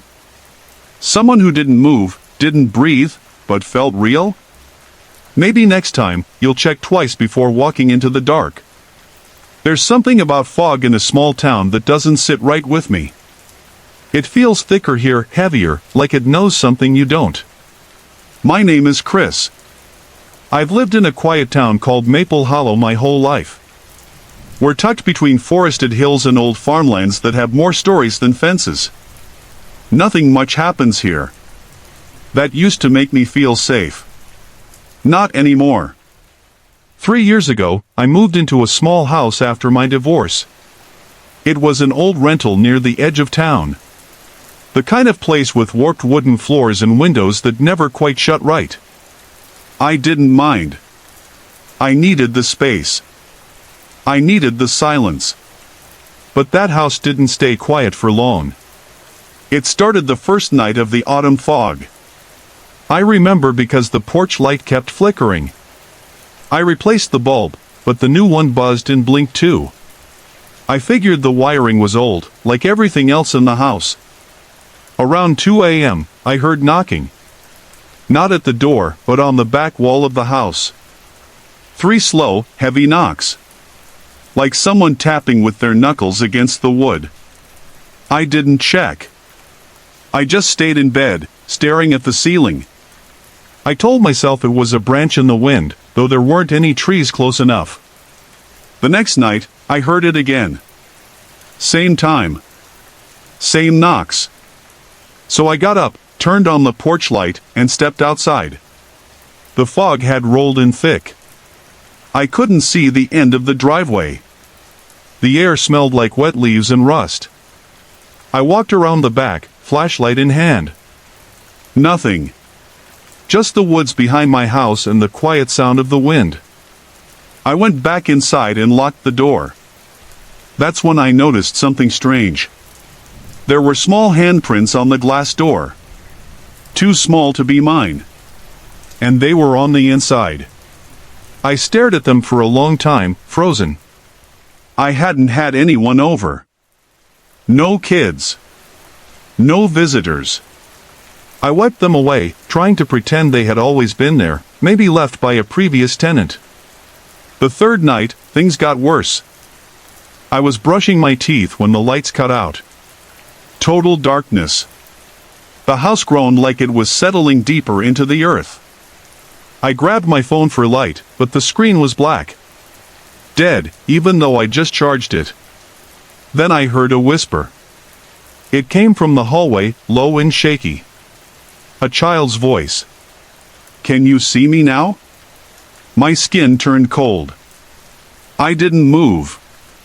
The whisper came again, closer this time. "Can you see me now?" I ran out the front door and stood on the lawn in my socks, heart racing. The fog had swallowed the road. Even the streetlights looked like floating ghosts. I stayed at a friend's place that night. I didn't go back for 2 days. When I did, I brought a priest. Not because I'm deeply religious, but because I needed someone else to see the house. To feel it. He didn't stay long. Just walked through the living room, paused in the hallway, then turned to me and said, "You should leave." He didn't explain. He didn't charge me. He just left. That night, I slept with the lights on and every door locked. I kept the phone in my hand, praying it would stay charged. Around 3 a.m., I felt something shift in the room. Not a breeze. Not a sound. Just a presence. I opened my eyes and saw her. A girl. Maybe 6 years old. Standing in the corner, face hidden by tangled hair. She didn't move. She just stared at me, or at least, I think she did. Her skin looked gray, like old paper. Her arms hung low. Too low. I couldn't breathe. I didn't scream. I just shut my eyes tight and waited. When I opened them again, she was gone. But the smell of soil lingered in the air. Like something had just been dug up. I moved out the next morning. A week later, I went back during the day to get the last of my stuff. As I opened the door, I found a small music box sitting on the kitchen table. I didn't own a music box. It was old and wooden, with tiny roses carved into the lid. I lifted it. No key. Just silence. I left it there. I don't know what happened in that house. I don't know who the girl was, or how long she'd been there. Maybe she was never there at all. Maybe my mind cracked under the weight of grief and loneliness. But I've lived in town long enough to know that house has always had a strange reputation. They say a little girl disappeared from that property back in the 60s. She was never found. The family moved away. The house sat empty for years. Then people started renting it again. And leaving. Fast. Now, when I walk past it, the porch light still flickers. Even though no one lives there anymore. What do you think happened in that house? Have you ever felt something watching you when no one else was around? Sometimes, the quietest towns hold the loudest secrets. And Maple Hollow has one that still hums through the fog. I moved to East Haven, Indiana, after my divorce. It was a quiet town with old street lamps, empty roads at night, and cornfields that went on forever. The kind of place where people wave at you from porches and gossip travels faster than the mail. My name's Mark. I used to be a high school teacher. After everything fell apart, I took a job as the night maintenance guy at the local school. It wasn't much, but it kept me busy and gave me time to think. That fall, the air grew colder earlier than usual. By October, the nights were foggy, the cornfields damp and heavy with silence. On my walks home, I started noticing something odd. A figure. Always out in the same spot right by the edge of Miller's cornfield, just off Maple Lane. He never moved. Just stood there. Watching. The first time I saw him, I thought it was a scarecrow. But the next night, he was gone. And then back again the night after that. Same spot. Same posture. No face I could make out. Just tall and still. I didn't tell anyone at first. It felt silly. Maybe I was tired. Maybe grief and too much time alone were playing tricks on me. But then it got worse. One night, I passed by the cornfield and saw something new. A second figure. Shorter. Closer to the road. It looked like a child. Just standing beside the taller one. I stopped in my tracks. My breath turned white in the cold air. My heart thudded against my chest. Neither figure moved. I kept walking. Slowly. Trying not to look back. The road was slick from an earlier rain. My boots felt heavy. That night, I barely slept. The next morning, I drove back to the field in daylight. Nothing. No footprints. No scarecrows. Just rows of dry corn swaying gently in the wind. I finally mentioned it to Sheriff Logan. He was a good guy, mid-50s, the kind of man who didn't laugh things off but always looked tired. "There've been stories," he said quietly. "Kids used to dare each other to walk the rows at night. Said they'd see someone standing between the stalks. Folks called him the Watcher. Nothing ever came of it. Just stories. But he didn't look like he believed that. That evening, I left work earlier than usual. I wanted to see for myself. I parked near the field just as the sun dipped below the horizon. The road was quiet.